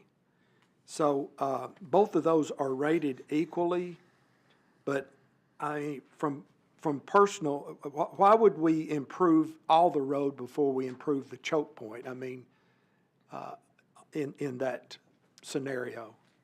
So it's a great question. I'm sure you've noticed already that the two projects actually were tied at 2.6. The third party recommended we develop criteria for tie breaking for projects to have them ranked. And so on our discussions, we decided that we would break ties based on the safety ranking. And so that's the reason why one was prioritized above the other. We had several ties. This wasn't the only one. So we just applied that consistently everywhere we had a tie.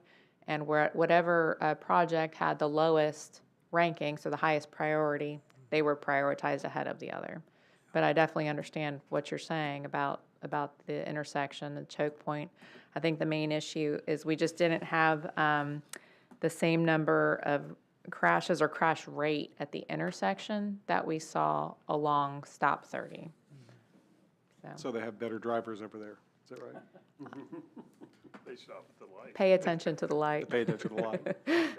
Well, so many of those people coming out Stop 30 turn right to go toward Beach High School and the schools toward Long Hollow. And right now, they just have to queue with all the other traffic waiting for the red light. And a right-hand turn there off of Stop 30 would, I think, alleviate a lot of the congestion, which number 10 calls for. So Yeah, I would agree with that. I'll have more to say about that when it gets to BOMA, I guess. Okay. The chairman's correct, in my assessment as well, because it seems like you'd handle the choke points. First. Yeah. That way you alleviate much of the stress on the congestion on the main artery. Right. Later on. Is there a way you can prioritize the choke points in our next iteration of this? Or is that something just on the planning? Well, can we just request that that these get swapped? Yeah, go ahead. Is that possible? Yes. Because I would agree with that. Yes. Yeah. Yeah, I think we could. Yeah, let's, so do we have a motion to move number 10 to 9 and 9 to 10. I'll make that motion. Okay, Alderman Sassy, and we have a second. Questions or discussion? All those in favor, say aye. Aye. Aye. It's approved. Okay. There you go, easy enough. Okay. Any other questions regarding this list? Are there any projects on this list that any of you have problems with that you disagree with the staff? I guess the staff needs to hear that, don't you, if there are issues, just like I brought up Stop 30. Since there's, since you brought up Stop 30, I was looking at a Rockland Road improvement, and most of the complaints I get are at the corner of Rockland Road and Imperial, and that's a choke point that we had just addressed with your Stop 30 there. I was wondering if that could be prioritized as well, if we could move that up the ranking list or get it looked at, so that we could have something there to help alleviate that traffic congestion. Which number is that? Oh, number 15, project 15, it's way down there. So my question would be, which criteria is wrong? I'm not saying one is wrong. Then we shouldn't move it up.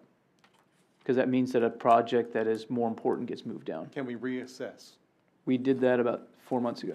Okay. We looked at the weight and the percentage of all those, and we had a conversation about that. Well,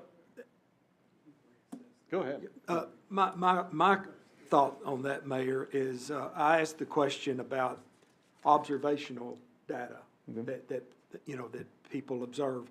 Now, crashes are not observed, it's an objective data, no question about that. Correct. But I think that, that aldermen that travel on these roads should provide some kind of input on the importance of the projects. And so, I think a minor adjustment, now, would it be appropriate for number 10 to move to number 1 or 2? But since they're both rated the same, and I haven't looked at Sanders Ferry Road project, but, it looks like to me that aldermen should have some level of input in the process. And I don't know how you would rate that, but, I mean, we're on those roads every day, as you are. And so I understand the potential of abuse of that process. But still, I think it's okay for aldermen to make the minor adjustments based on their observations and what they consider is important in their wards.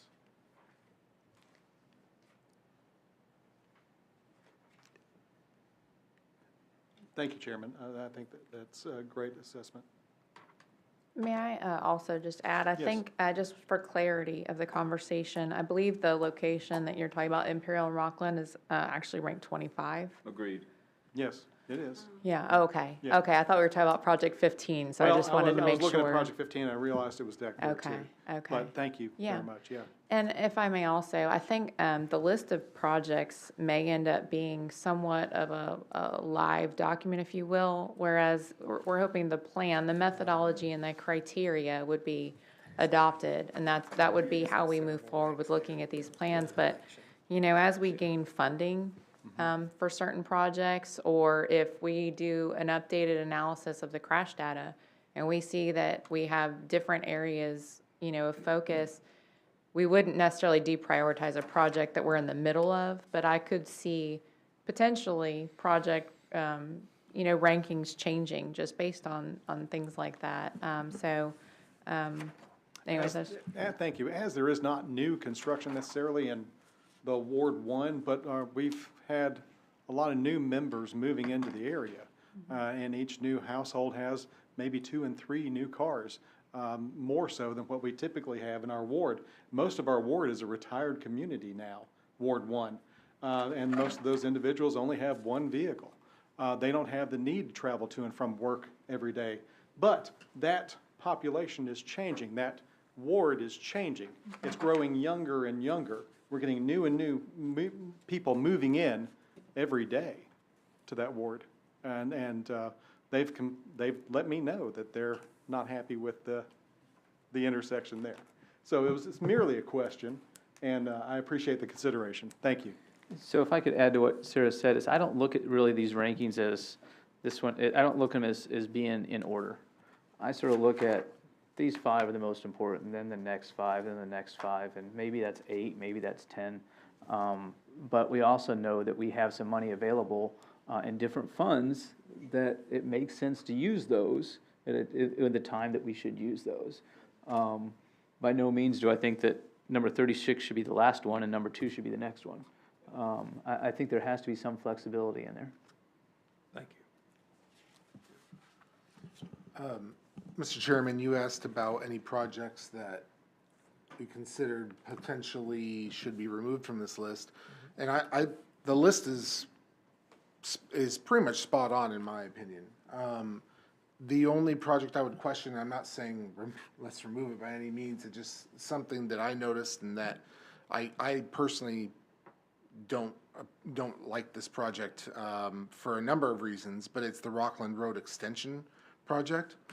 To me, that seems like something more that a developer should do. If they want to develop that land, they should be building that road, not the city, in my personal opinion. Plus, that road's going into an industrial district.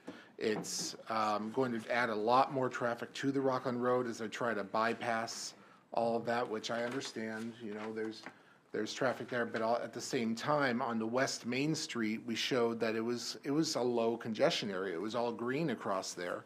And there was a low number of traffic lights. So I just don't see the need currently for that, and would question whether we need it at all. You're talking about number 15, Jeff? That'd be number 21, sorry, I should have mentioned that. And, okay. Oh, okay. Sarah? Yeah, so I agree.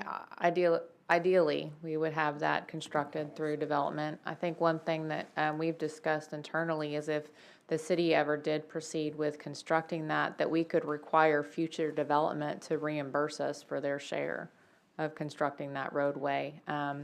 So that may be an option as well. The benefit of that project, though it may put a little more traffic on south side of Center Point, as well as that side of West Main Street, further over, it does alleviate some of the congestion on West Main Street as well, because it provides more access that's not Main Street. Now, it'll tie in eventually, but it'll tie in an area that's a little less congested. So, has its pros and cons, but I think there may be a way forward for the funding.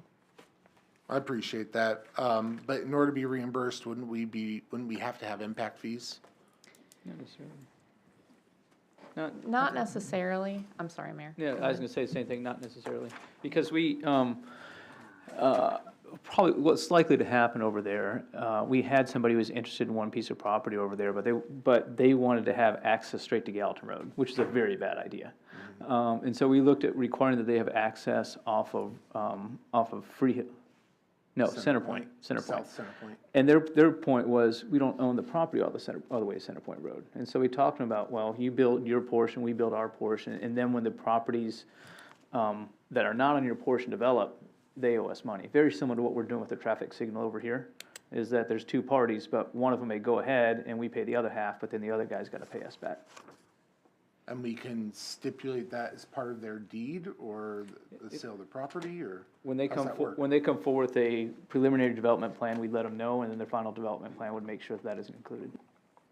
So otherwise they can't, And we can mandate that, and otherwise they don't have access on it, we don't have to provide access to that road. but it's already been built at that point. We don't have to provide access to our road. Oh, we don't have to provide the easement, the cut. Yeah. Okay, I see. Yeah. Good. Build your own road, we've got one here that you need to pay for. Wasn't this part of the Westlake plan that was proposed I don't, a couple of years ago? I don't that think road? this was part of it. Question. Did it go that far? I think it was in there at one point. I might can just explain real briefly, like with development and what triggers development, that, hey, we got a road that's gonna go through here, so if you're gonna develop this property, you gotta build the road. Or in some instances, you gotta provide the right-of-way or a portion of the right-of-way. We do that through, and I'll kind of just explain this real briefly, the Planning Commission adopts the long range, it's totally different than what we're talking about GNRC, is there's a long-range transportation plan. And the planning commission, and BOMA doesn't approve it, it's something the planning commission has.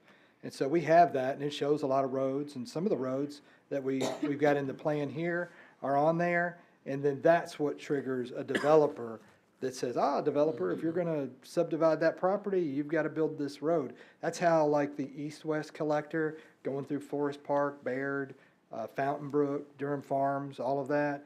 So all of that's done using that. What the intention is that if BOMA adopts this capital improvement transportation plan, then what our plan is that I'll work with the planning commission a little bit later this year, and we'll update the future transportation plan that'll set those things. And then we'll use we won't use every one of those projects, but where appropriate, we'll use those projects, and there'll be a lot of other smaller projects that aren't really of a size to include in this, and those will be in that. But that won't be a document that'll come to BOMA, that's just something the Planning Commission does. So there's a lot of planning. You've got the GNRC, you've got what we're doing right here tonight, and then you've got planning. But this one is a good document to kind of set the stage for assisting BOMA in making those capital decisions about for transportation-related cost and projects.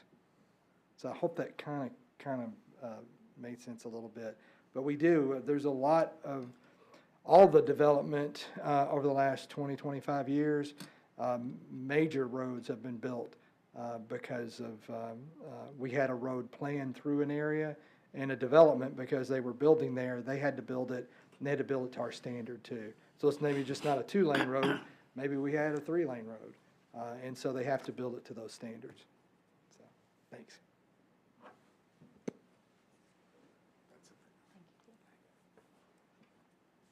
All right. Well, next, I think we have next steps. So I guess, is that you, Keith? Yep, this is a wrap up here. So, kind of seen, everybody has a plan. We've went through the PowerPoint. The team is here, it can answer any questions. Kind of what we're looking at is in moving forward and what the next steps would be. That if the BOMA Capital Projects Committee chose to, they could recommend to BOMA to adopt a resolution to adopt the 2025-2035 Capital Improvement Transportation Plan. If you did that this evening, we could move as quick as the 28th to get that before BOMA, and it would be a resolution. And then at that, this isn't an ordinance, so we don't really necessarily have a requirement of a public hearing, but given the importance of the document, I think if we did this on the 28th, or even if we did it later, we'd publicize a public hearing just so everybody was, aware and give an opportunity for folks to speak to it at the BOMA meeting. And so that's kind of where we're at. But we're happy to answer any additional questions that you have. And I just want to express my appreciation to the staff. Has done a great job with this document.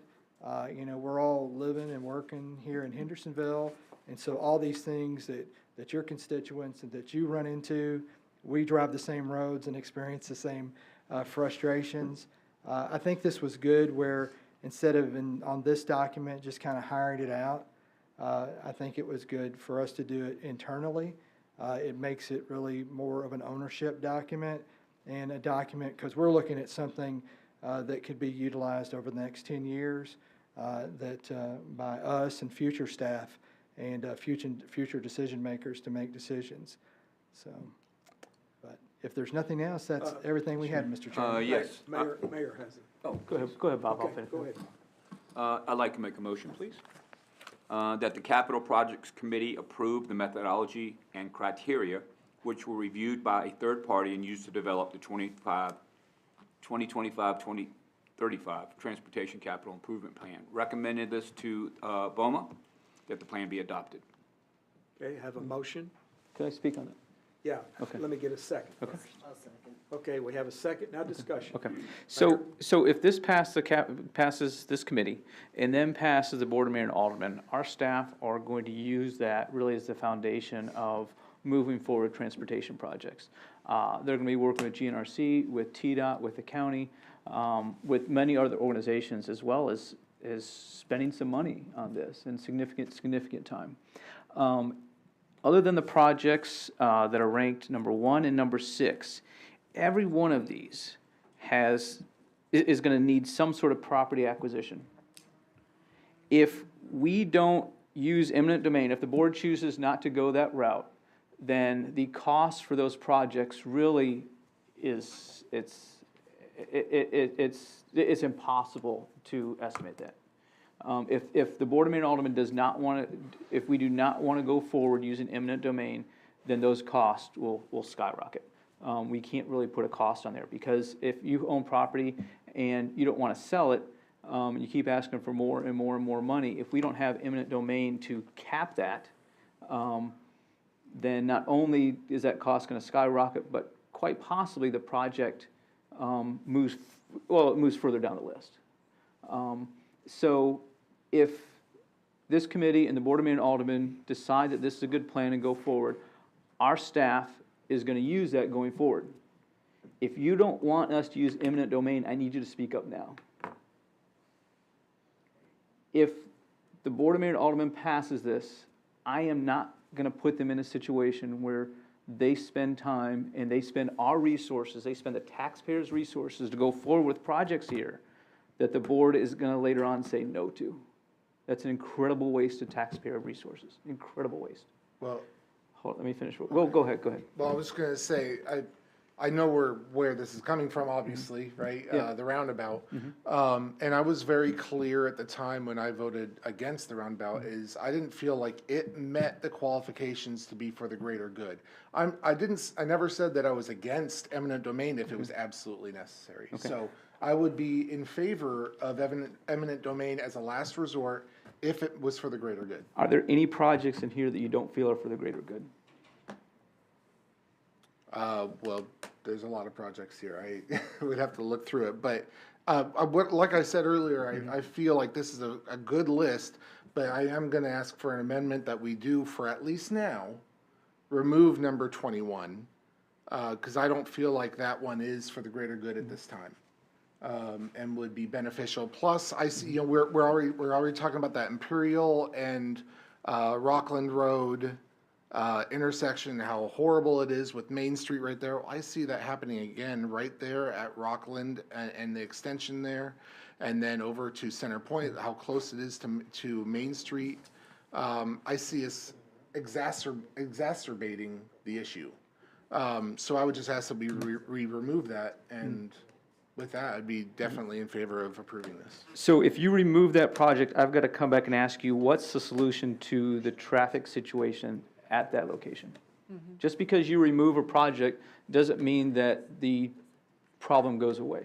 So what's the solution? If we look back, there's not currently a traffic issue there. I mean, it was showing green, it was not showing in the red in those areas. Are you also looking at where we anticipate greater traffic growth? Because I think you've got to consider that as well. So if we look down there, there is no evidence of growth along Rockland Road. It's up Center Point, but that would not be impacted by this. Okay. And then the Main Street, all the way through Rockland Road and through Center Point, that's all showing green as a low congestion area. Okay. So at this point, I don't see any need for that project. Gotcha. Okay. So are there any other, if there are any other, and I think we sort of agree on that one. That's a very low priority project for me. Are there any other projects that anybody feels should be pulled out of this list? Because just pulling out a project doesn't solve the problem. I need to know what the alternative solution is. Okay, so I appreciate that. Is there reluctance for anybody to use eminent domain on any of these projects? Well, yeah, but I would say yes, but I can't tell you. All right, I hate to interrupt, I asked the question. Go I ahead, just, Mark. well, no, I had put my, be in the queue to speak, about a couple of issues about the whole thing. But my response to the committee, as well as the Board of Mayor and Alderman, which I guess this will come to the full board on the 20th is my feeling is when I look at these projects, and I've been very quiet tonight, have you all noticed that? That's a 2025, what is that? Resolution, that I promised to be very quiet, a lot better, but you know how. I expect it won't last the Yeah, month. I agree with you. It probably won't be, but my question, my promise is to be a lot more quiet, or at least I promise that, with all good intentions. But when I look at the project list, I can't blanket just say, hey, okay, I agree with you, that eminent domain, if you don't have it, then we shouldn't do it, or whether we've got it, you should do it. Because I firmly believe with these projects that it should be viewed on a case-by-case basis, because there are some that I would say, yeah, you're right. I agree with you 100% on. And then I look at some of them and go, no, I'm not ready to do that for that, because I think there's another way around that that could be done. That's my feeling on that. So I don't know. I don't want to pigeonhole myself and put myself in a box by saying, well, then if we don't do, then you have to come up with an idea that if you don't have eminent domain in each of these projects, then we're just not going to do them. And you're against the projects. And that's the way I feel. And I think that that's wrong to feel that way. But I do believe that they should be on when it comes to us, the aldermen and to the Capital Projects Committee, that they should be looked at each on itself value of what is in store for this project. Because what is good for one project is not necessarily good for the other one. That's my response to you, but I still need to be in the queue because I have a couple of other points that I don't think that there'll be debate, that there'll be a lot of debate on. But that would be my response to you. Okay, I appreciate that. Yeah, I mean, and I thank you for bringing it up, because it is a good question, as Ms. Locke said. A couple of things that we've said up here that are, believe it or not, are great questions, when I have to agree. Because I look at all these projects that we've looked at, and I've seen them. I've seen almost every one of them for 30 years. So I pretty much knew, what was going to happen. And, I said, well, Mark, just not say anything and let some of the newer members, voice their concerns, or I'd like to know what their ideas are. And ideas are, you can tell I graduated from a Tennessee college, what the ideas are, because they do change. Different board of aldermen, different people, different growth patterns, and so, and different ideas can be helpful. So, that's why, I chose to remain quiet and see if there was anything else that I could learn. And I try to learn from all you guys, because there's some things that in 30 years, I'll be sitting up there at the board and I'll go, God, why didn't I think of that 20 years ago? And it's because it's the new process. It's new ideas that come before the board. And I appreciate that, and it means a lot to me when I see that happening. And then I'll close with this, and then I'll go back to when I'm recognized. And then I've seen some, and no disrespect to anybody up here, but then I've heard some other ideas that have come up that, man, they need to go to Mars with them, because that's not going to happen. And there are some things that we've discussed tonight, which I'm not going to say anything about tonight, that I look back and I have to I don't chuckle, you know, in a mean way, but I have to smile and say, I told you so a year ago this was gonna happen. You know, that the reality of it is not something that we can deal with now.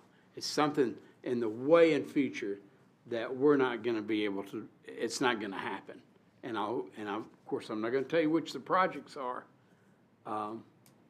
But at this point, there may be at the Board of Aldermen, I might. It depends on if I get mad or not. Yeah, the resolution, then, I don't know if it's on the 28th or later on.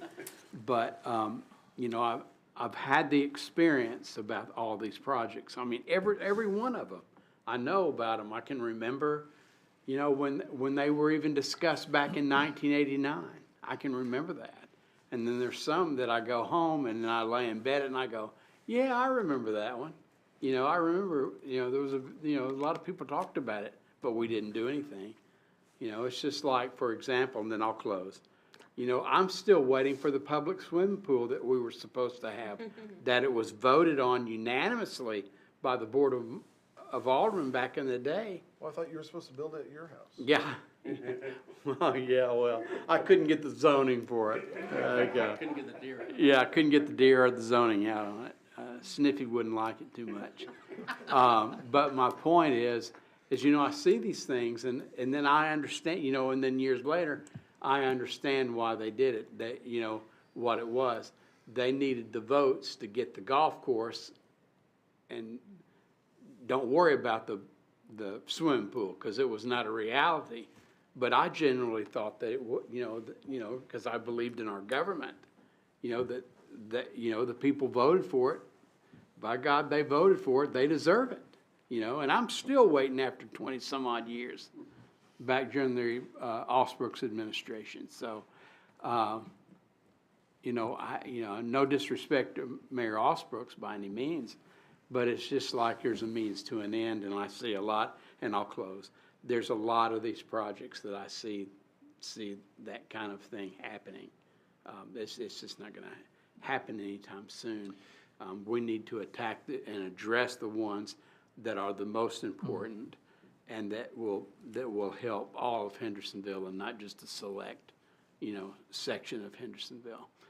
Thank you, Mayor, and thank you, Chairman. I'm sorry for So not here's my other question on that, is Yeah, how do we avoid what just happened? We spent more than $100,000 and probably 200 staff hours on a project that the board decided we shouldn't go forward with. So how do we avoid that happening again? That's why I'm asking these questions now. And if eminent domain is a concern and something we don't want to mess with, I'll tell you, when we get to some of these longer projects, it's probably going to happen as much as we don't want it to happen. We're talking about the project of multiple property owners down Sanders Ferry, multiple property owners down at Center Point, multiple property owners on Drake's Creek. The more property owners we have there, the more likely it is that we're going to have to use eminent domain. So do we pull out those projects tonight or in a couple weeks? Because I need to avoid wasting taxpayer dollars like we just did. Yeah, I see. Are you just talking to this committee as a whole? Everybody. Or yeah. are you to me? Everybody. Okay. I'll just let somebody else speak So, then. Sarah, what's the earliest time in the process that we can determine there's a problem with property acquisition? I mean, is the cat already out of the barn, you know, so to speak? I mean, is there a way to identify conflicts earlier so we don't spend, you know, so the board can have input? Possibly a little earlier, depending on the funding source. So if it's locally funded, we can kind of rearrange the way we do things a little bit.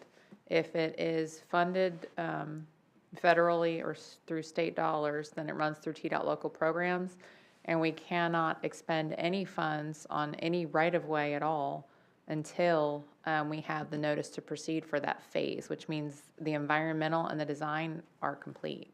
Okay. So my suggestion, and I'm going to address the mayor's comments. My suggestion would be, as early as the staff identifies on these projects a property acquisition problem, that immediately the staff work with me and we hold a meeting to have a discussion on that. And not let it continue on and on and on, but let's try to get in front of the situation as much as we can.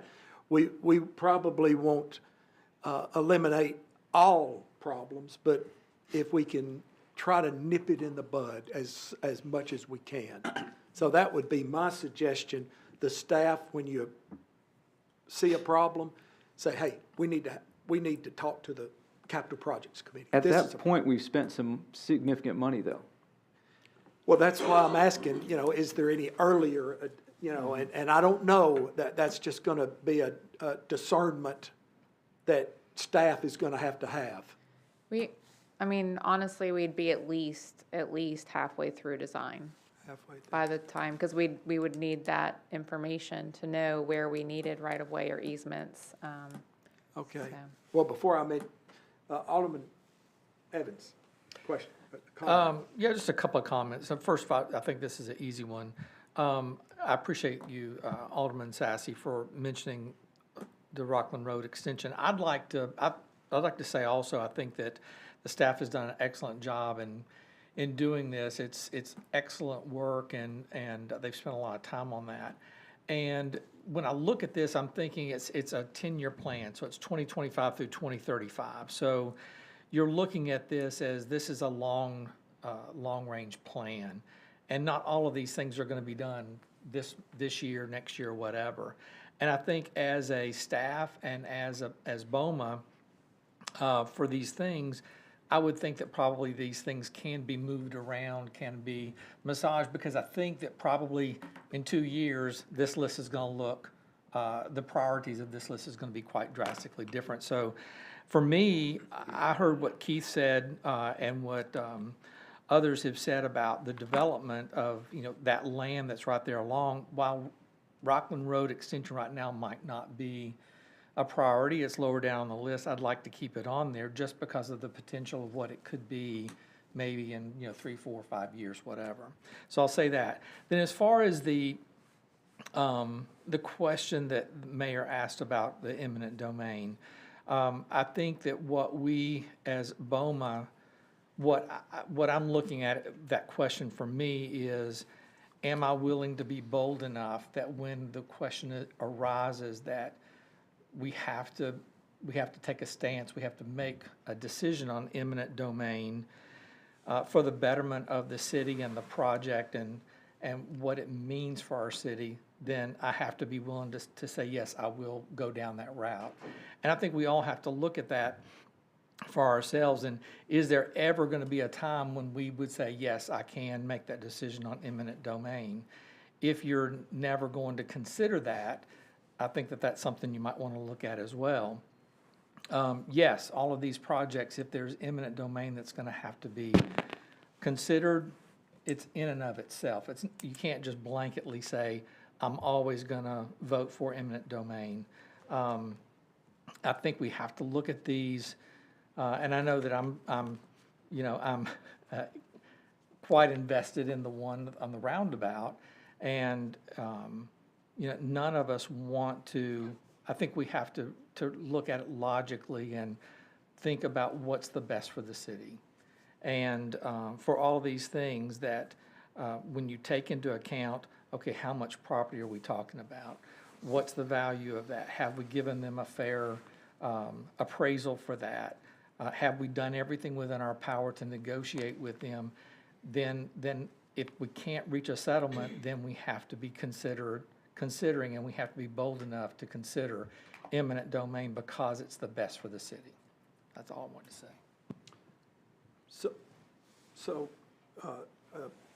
Alderman Garza? Yeah, I just, and I guess some of this is related to the roundabout, and it's something related to eminent domain, but more importantly, we have a pretty strong staff with you guys here, and correct me if I'm wrong, when the roundabout became the solution to the problem in Durham Farms, how many other options and plans did you guys see prior to making the decision that a roundabout was the best and most economical solution?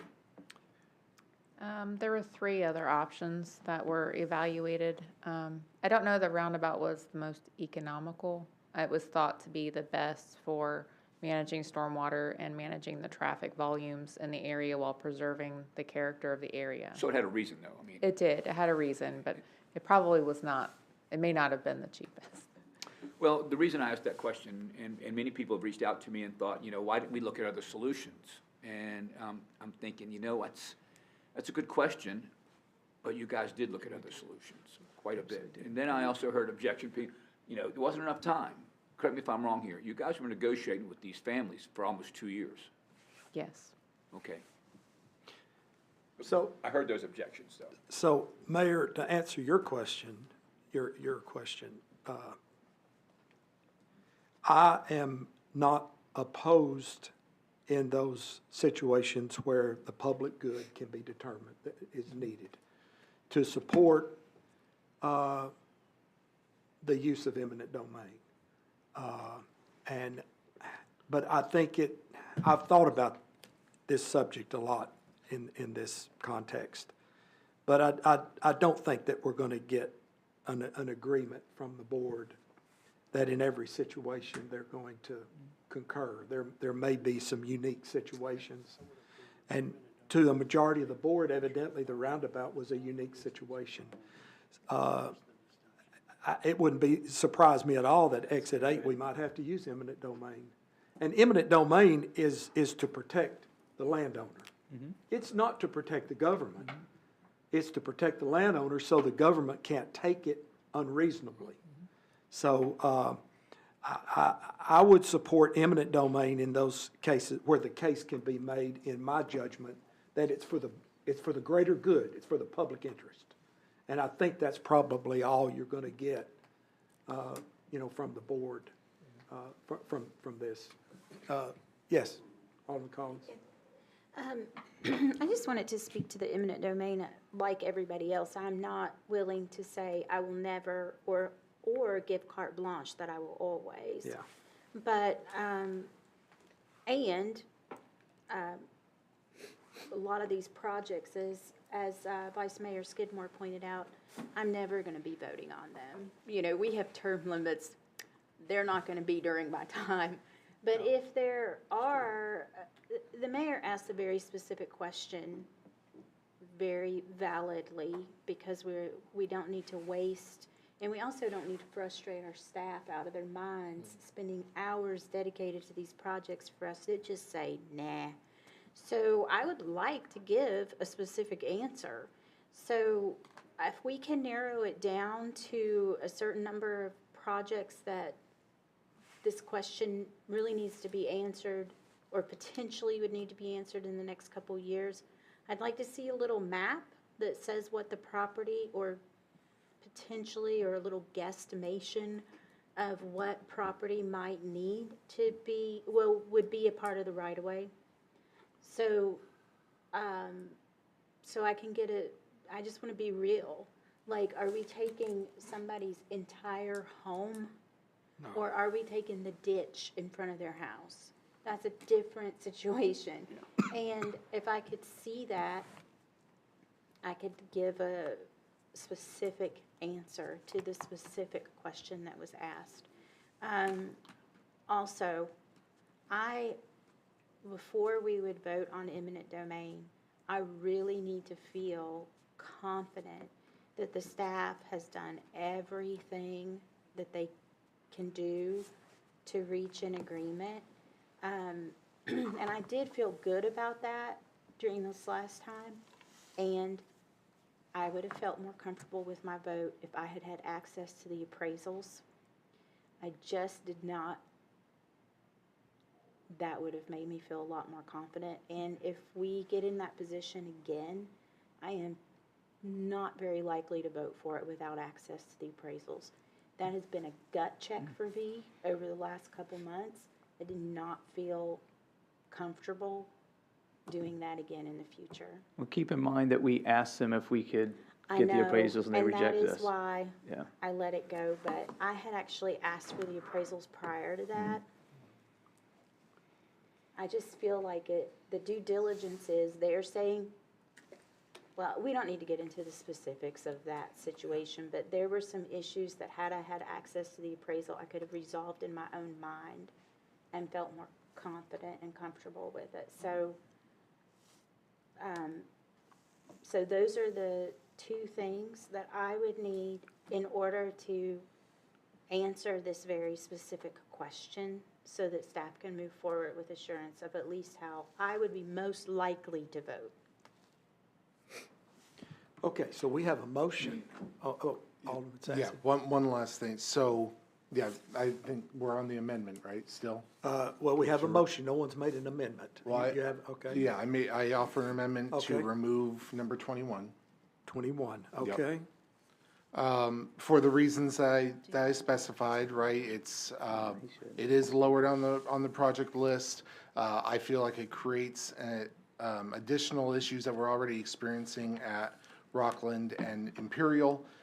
In fact, at Rockland and the extension of Rockland where it connects with Main Street, it looks like a very sharp turn right there. I don't know, maybe that was just the illustration, just wasn't completely accurate, but if you look at it, if you're coming east on the Rockland to turn up onto Rockland to go onto Main Street, it's like a very sharp turn. And it's so close to Main Street, I see that causing the same issues at Center Point, at that location, as we are seeing at Imperial. So I would just ask that we remove that for now. We can always add it back in at a later time. This is a fluid document. As for number 3, the Drakes Creek and Anderson improvements, I wouldn't be against eminent domain if it was the right project. I want to seriously specify that. If we're going back and we're going to discuss the roundabout again, I'm going to be against it again.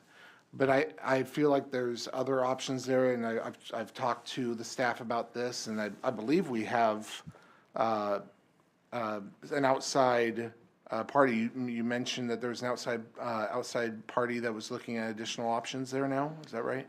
We received proposals last week. and Okay. So those are in evaluation now. But Okay. Jeff, you also said you'd work with the county for an alternative, and that's been 2 months, and you haven't reported back to us yet.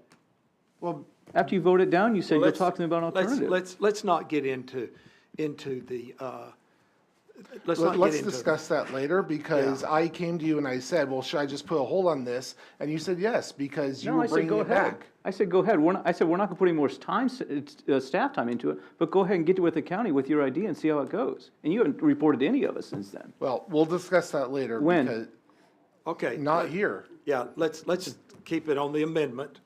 So your amendment is the Rockland Road extension, is that right?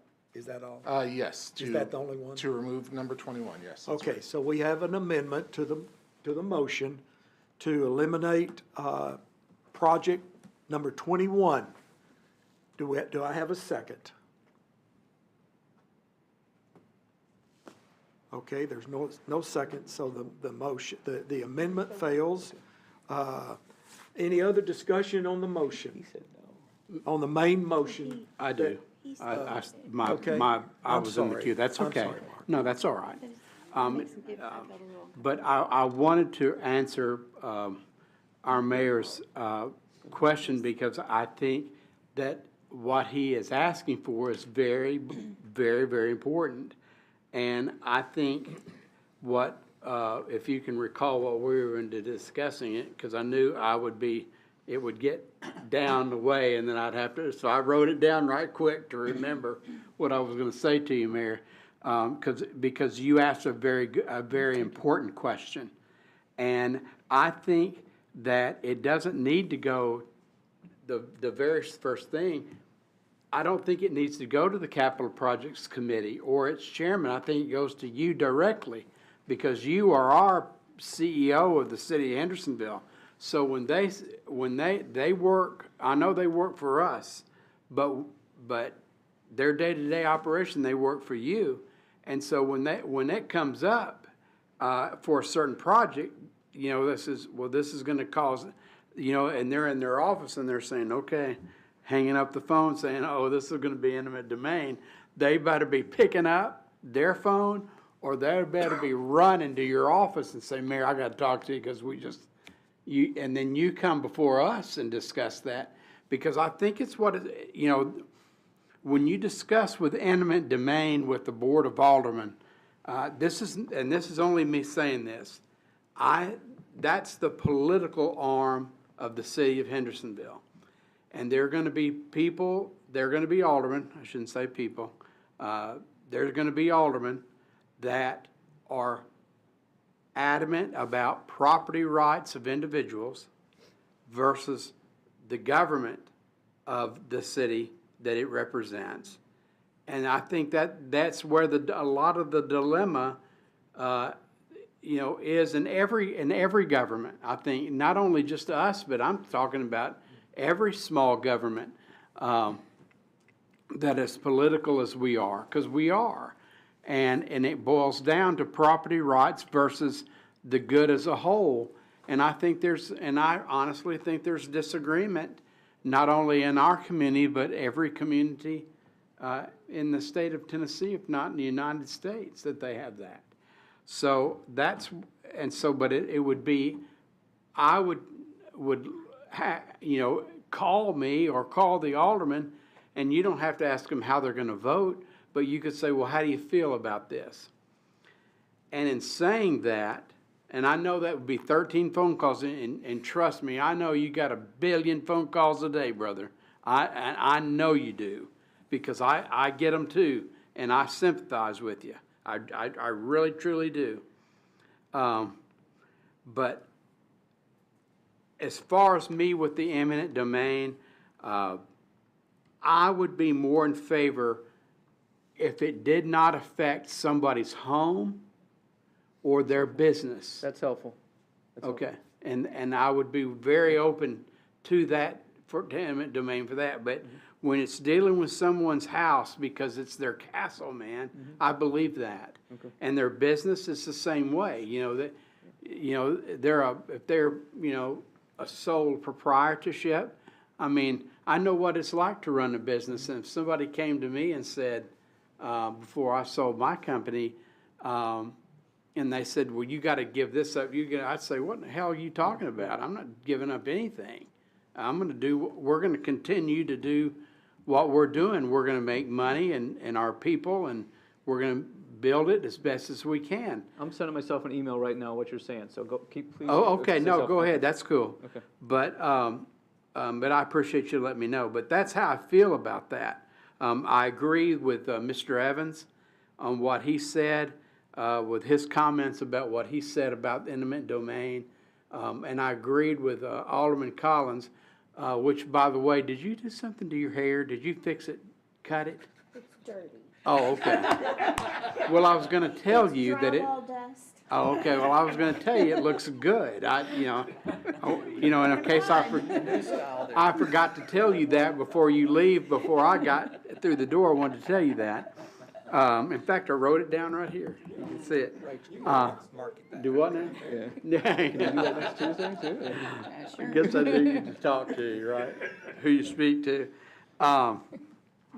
I'm just about everything, trust me, in this community. No disrespect to the people, because it's kind of comical in a way. But anyway, back to a more serious thing. And then I'll close my discussion about this whole thing, and I'll be ready to vote. I would like to continue to keep the document as a working document, because what I feel about the document, transportation plan that we've got, it really deals with, of course, our traffic and our growth pattern. Because what I have seen in my experience over my 30-some-odd years, and I know everybody gets started, God, I'll be so glad when his term is up, because I'm tired of him saying it back in '89. But I promise you, this is the truth. There's been so many changes within Hendersonville. There really has been. I can remember a time when the Chenault property they swore they'd never have anybody build on the property. And look what we've got today. One of the premier Indian Lake facility is that whole development there. I can remember riding horses on that. and I can remember that, and I go, look how beautiful it is, and look how, it's enticed people to come and move here. So that's why I think it should remain a working document, because I think parts of the growth of Hendersonville are going to go one way, and then some of the growth that we did experience, you're going to see the lower level of it. They're going to move out. You're going to have different people, as Alderman Bergdorf said. You're going to have younger people, or you might even have older people come in. And so I wanted to make sure that when we voted on this tonight, that it is a working document and that it would always be one. And because we may get money where we can hit, and I'm just using this arbitrarily as a number, we could probably do something with number 7 as opposed to number 5 or something like that, and we could move that up on and have the money and secure the money to go ahead and get that off our list, because that's our as far as I'm concerned, that's all our goal is to get these things checked off and let everybody in our community have a better way of life, whether it be with the growth of the city or the traffic or anything. That's what an alderman does. And so I wanted to make sure that we were doing that. And I would vote for what we're voting on in favor of tonight if everybody was in agreement with that. And I think we are. I think it's been said tonight that it is a working document, as Alderman Evans said, that it should be. And that's it, Mr. Chairman. Thank you. That I feel about that. Thank So you. can I get an answer and then I'll be quiet? Is it a working document? I think The staff has said that. Okay, I just want to make sure, because Yeah. Alderman Evans and I were thinking that. I mean, I thought the same thing he did, but I wanted to make sure, and I wanted to hear it from somebody else besides. I think it would be good to have the meat of the document, the methodology and the criteria and the goals, the strategies, if that were solidified as the plan, and then the projects would be like the living part of the document that may change priorities based on changing conditions. Sure. If that makes sense. And that's what the motion is. Okay, good deal, good deal. Yes. I can't say 100% that I would vote for eminent domain or that I wouldn't. Each situation is different. And I have utmost trust and faith in Sarah and Keith with everything they do. I think one thing that would have been helpful for the past one that we voted on going forward was not just, this is the best option. I think one thing that hung me up was none of the other options were explained, and I don't think you have to go in detail. You're the expert. But this is it, and this is the only way it could be. If we had been told, this is why these won't work, and we need to go with this, I think in my mind, that would have made that a much easier vote, if that makes sense. Yes. But I can't say I would never vote for it, or that I would always vote for it, because every situation is different. But that would have been helpful. I'll say this, then we'll vote. Alderman Sassy. Yeah, Mr. Chairman, I just wanted to make sure that that I gave this board, this body information, factual information of what actually occurred. So after the roundabout was voted down, I did offer, and I discussed it with another member of our board, who I'm not going to mention the name. If they want to mention who they are, they most certainly can, but I don't have their permission to mention the name, so I'm not going to. But we were working together on a alternative plan that I had come up with. Don't know if it was feasible or not. Met with the staff and the mayor here at City Hall and presented the idea to them. And they said, sure, if you can get the county on board, we will back you up on this. You will have our support, but we need the county to be involved in this, and we're not going to handle it because we've been burned by the county, which was totally understandable. But I was willing to make that effort to go to the county. Shortly thereafter, I was made aware that we were taking it to a outside party to present new options. And so at that time, I discussed with that other alderman You know, what do you want to do? Should we just hold on this? And the decision was made that we were going to hold on it to see those plans that came across and what those looked like, what the feasibility was, and and it was specified to me that the plan that I had offered was also going to be presented and asked to be reviewed as well. I have not seen the results of that. And so once those results were received and I was able to see them and it was shown to be a valid plan, I most certainly was planning on going to the county.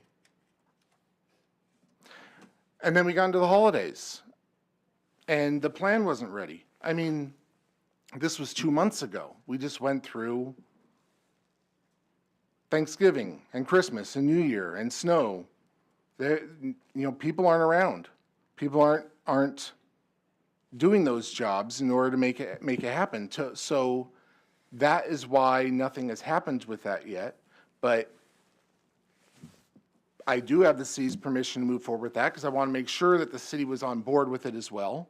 I wasn't going to go behind the city's back. I wanted us to be a partner in it. And so if those plans are presented and the plan that I had offered is a valid plan, or honestly, any other plan that I see say, okay, that one really makes sense, I'm more than happy to go to the county and offer it up to them and see if we can get them on board as well. That's all I had. And in closing, before we vote, I asked one of our state legislators, I said, the state is constantly building roads, making improvements, and using eminent domain. We heard on for example, the Walton Ferry, Old Shackle, was it 12 or 14 procedures, eminent domain procedures the state had to take? And I asked this legislator, I said, how do y'all navigate these? And he said, Eddie, said, what we do, we review the projects, we approve them in a budget, and the governor and TDOT implements them. And so the legislature doesn't get involved in each and every eminent domain case. That would probably be the most ideal situation to use the state model, but it may not work in our situation. But the state seems to have been able to navigate that through their processes. With that statement, let's vote. Would you remind us of the motion? Yes, I will. The motion states that the Capital Projects Committee approve the methodology and criteria which are reviewed by a third party and used to develop the 2025-2035 Transportation Capital Improvement Plan, and to recommend this to BOMA, to us, that the plan be adopted. Okay, so you've heard the motion. We've had a second to that. All those in favor of that motion say aye. Aye. Aye. All opposed? It passes unanimous. Next item, Ms. Locke. All right. Sorry, just one moment. We're going to change PowerPoints. Okay. So we're starting off at Walton Ferry, Old Shackle. This is the updated funding and scheduling. This project has gone out to bid, has been awarded. We've had a pre-construction conference meeting held here this last week, and construction will begin February 3rd, 2025. So Where's Alderman Skidmore? Right here. There you go. You gotta applaud that one. I'm writing it down, brother. they'll begin on the north side near Main Street and Volunteer, and then be working down. There will be a utility relocation still happening on the south side, so you'll see activity through the whole project limits. And if you don't have any questions on this slide, I'll proceed. I do have some exhibits to show you as well. Okay. Any questions? Now, did the state just send out a notification that they're having a information meeting? Yes, I'm covering that later as well, but Okay. it's January 22nd Okay, here. okay. Yes. Yeah. Okay. So project overview. This project runs from Volunteer down to Main Street and then down to Noakes. So I provided some before and after, just so you have a little bit of an idea of the changes we'll see. So Old Shackle Island currently is 2 lanes with a center turn lane. After the project, we'll have the 2 lanes, the center turn lane, sidewalks, and bike lanes. And then Walton Ferry, we have 2 lanes. After the project, we'll also have a center turn lane and sidewalks and bike lanes. And then the intersection with the north-south intersection, not accounting for Main Street, the east-west. Currently, it's offset. We have dual left turn lanes, a right turn lane, and I messed up. Excuse me. Ignore the through lane because there is no through lane. It's offset. That is that's the after condition that you can see on the right. So excuse that. I apologize. Does anyone have any questions about that particular part? Okay. Thank you. From the schematic there, it shows that there's still going to be a dogleg. Is there still going to be a dogleg when it's realigned? This is just the project overview limits. Okay, thank I'm you. about to show you. Thank and you. It's, Woo! it's, We're on the right it's track. nice. All right. Yeah. Fantastic. Okay. So the intersection. This is what we have now, the offset mess. And this is what the intersection will look like after construction. That's what I'm talking about. Yeah. Yes.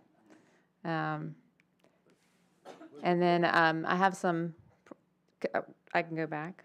Yeah, let's just go back and look at it. Yeah, just let's pause for a moment. What is that little road there underneath the old Shackle Island Road sign? What is that? Like a driveway? Yes. Mm-hmm. Yep. And that's an area where there's very open access right now. And so that'll help significantly right there. For sure. Yeah. Could they possibly make a mistake and take out the Kimbrough building? Kimbrough Air. I'll let you ask. That was the old hardware store. We don't want to do that. Tattoo parlor shop. Okay, Sarah? Okay. So for construction impacts, there will be many. We will see heavy traffic control through the area.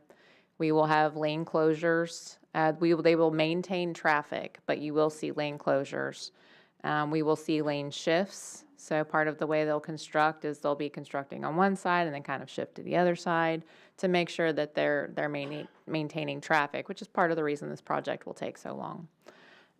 We'll have uneven driving surfaces, which we have now from utility relocations. We'll continue to see that. There will be travel delays. The people who call me, I encourage them to seek an alternative route for the next couple of years at least. That really would be best. And then we are expecting a 3-year timeline for this project. And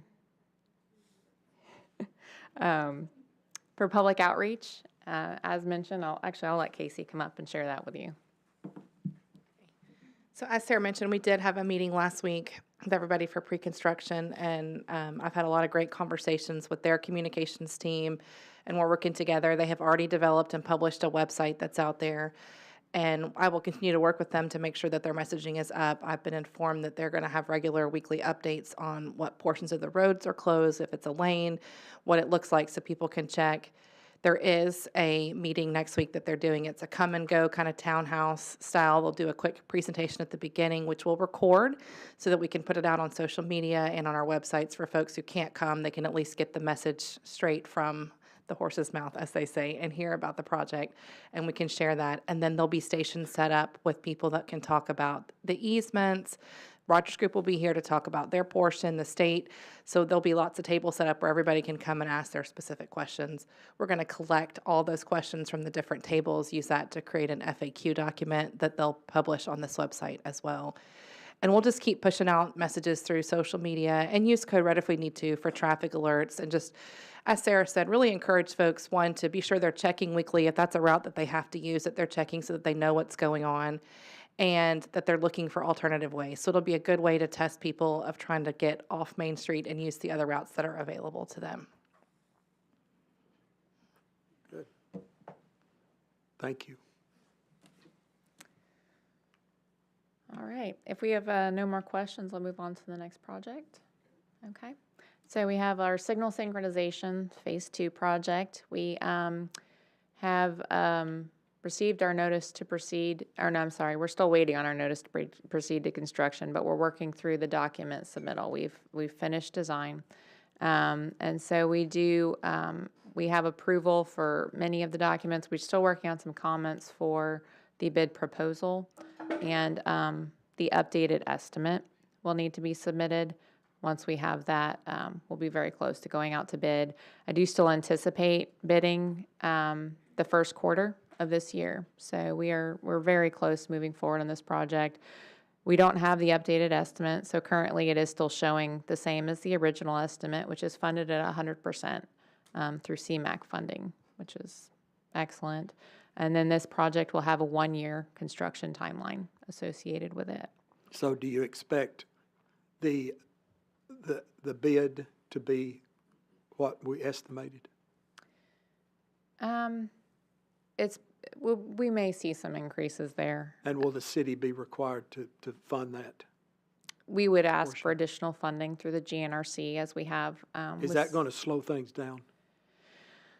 As long as we have the funding available, if we commit to fund it locally and then we are able to access additional funds through GNRC, that can work out as long as we commit to fund it. Mr. Chairman?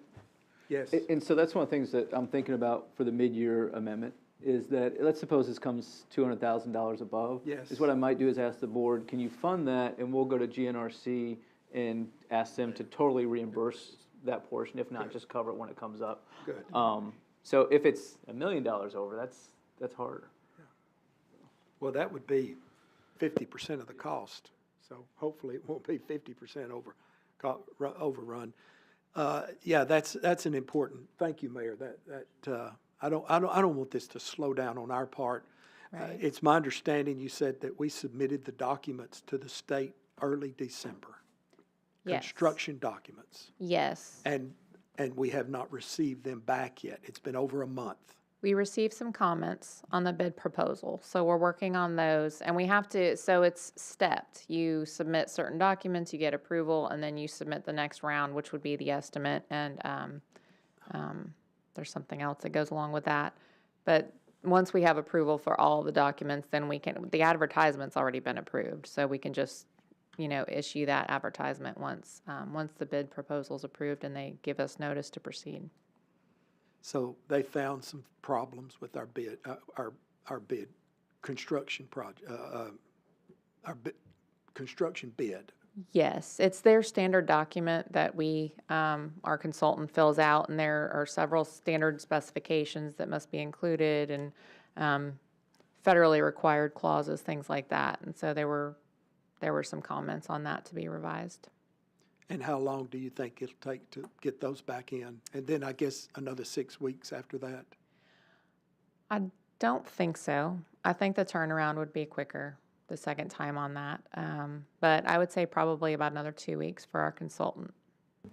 We also have our consultant/lobbyist that will help with that once we get submitted. Yeah, I know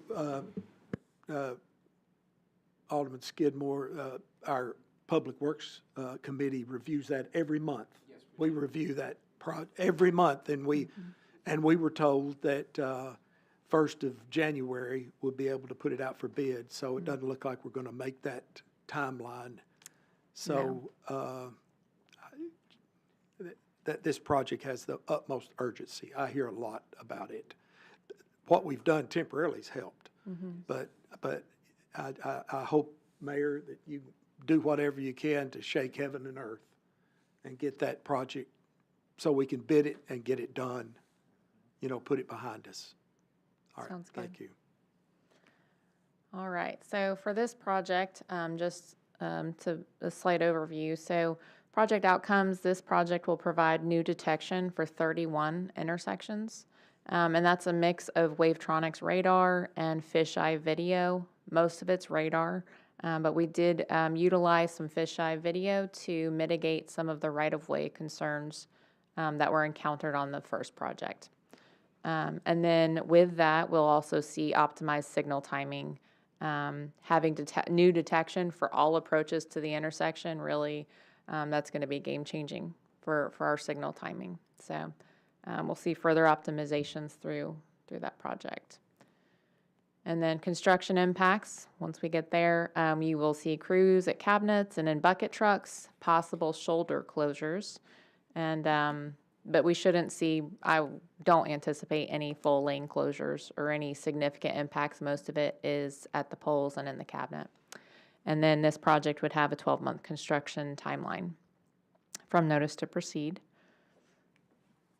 And then just again, that we shared this previously with the first project, but with this phase of the project, the implementation of synchronized operations, there is a priority for the main street. So the side streets do experience even additional delay now with some of the timing improvements that we've done, and that will still continue after we finish. Unfortunately, there's only so much time and a lot of competing volumes, but the main street, so the street with the highest volumes, most demand, will receive priority. So if you get calls, it's just helpful to know that.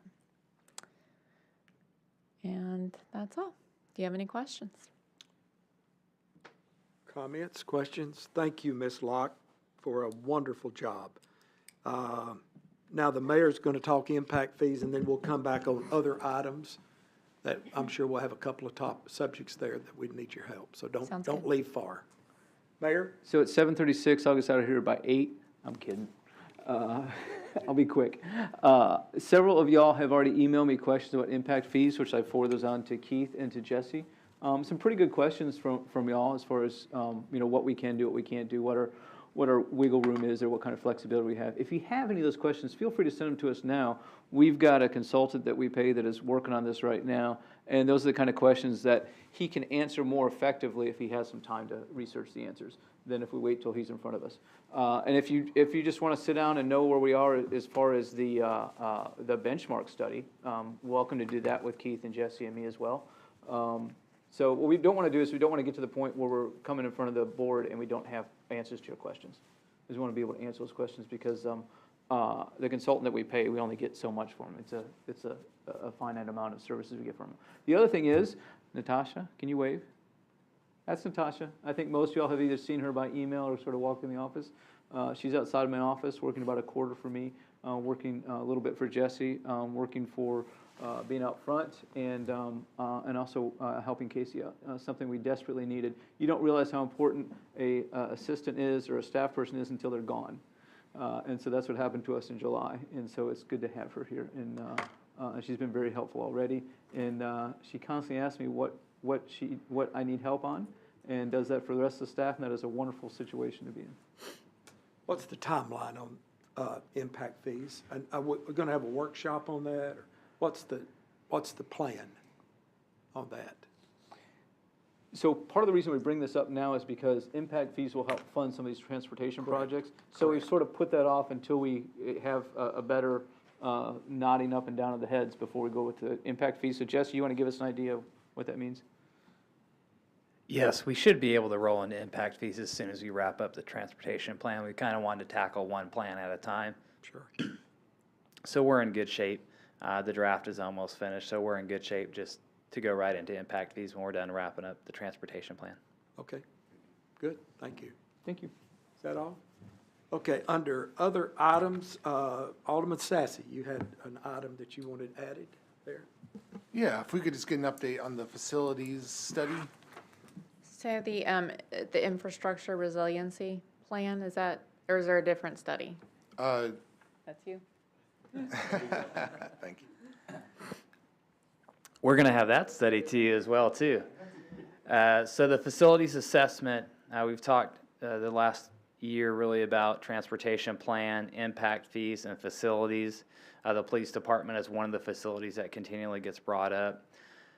So the plan right now is to wrap up transportation plan, hit impact fees, wrap up impact fees, and then go into the facilities assessment. So kind of just follow sequentially. Depending on what happens with impact fees, there may be the ability to help fund, a police station. That's probably the number one topic that we hear about the most.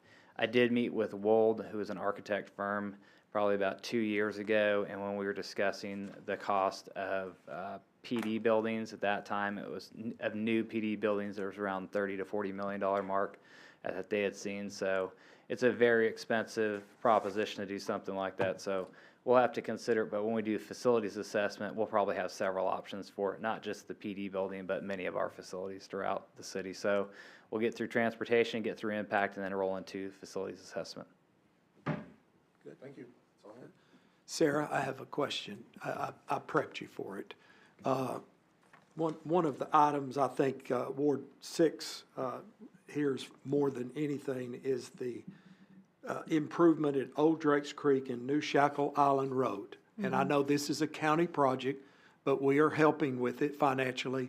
So I wanted an update so that I can, both in Alderman Evans can tell our constituents what's the latest on that. The update provided by the county is that they have completed NEPA, so they have their approved environmental document, and that they're waiting on their obligations of funding and notice to proceed to move to design. What does that mean? Which part? The obligations? Yes. That's the funding. So the GNRC kind of houses the funding, and then TDOT will obligate those funds through the FHWA. And so it's every phase you have to go through an obligation and a notice to proceed, which takes time. And so they're working through that process. And But then, GNRC had already approved the project. yes, yeah, Okay. yeah. So, okay. But the state pulls information from the GNRC. It's the state obligating it, and then they have to get approval from the federal government to And proceed. then right-of-way acquisition will be next. Design and then right-of-way. Okay. Yeah. Okay. Just remind me, that's gonna add a stoplight there? Much. Is that what that's gonna do there? It should add a traffic signal, yes, and then there would be some elevation corrections probably for the Old Drakes Creek Road approach. Because the it floods intersection. every time we get some rain? Yeah. Okay, thank you. Yeah. Thank you. Any other items that any member would like to bring forward? Okay, okay, we have a motion to adjourn. Second, all those in favor of adjourning, say aye. Aye. We are adjourned. Thank you. I like sitting down here. You guys.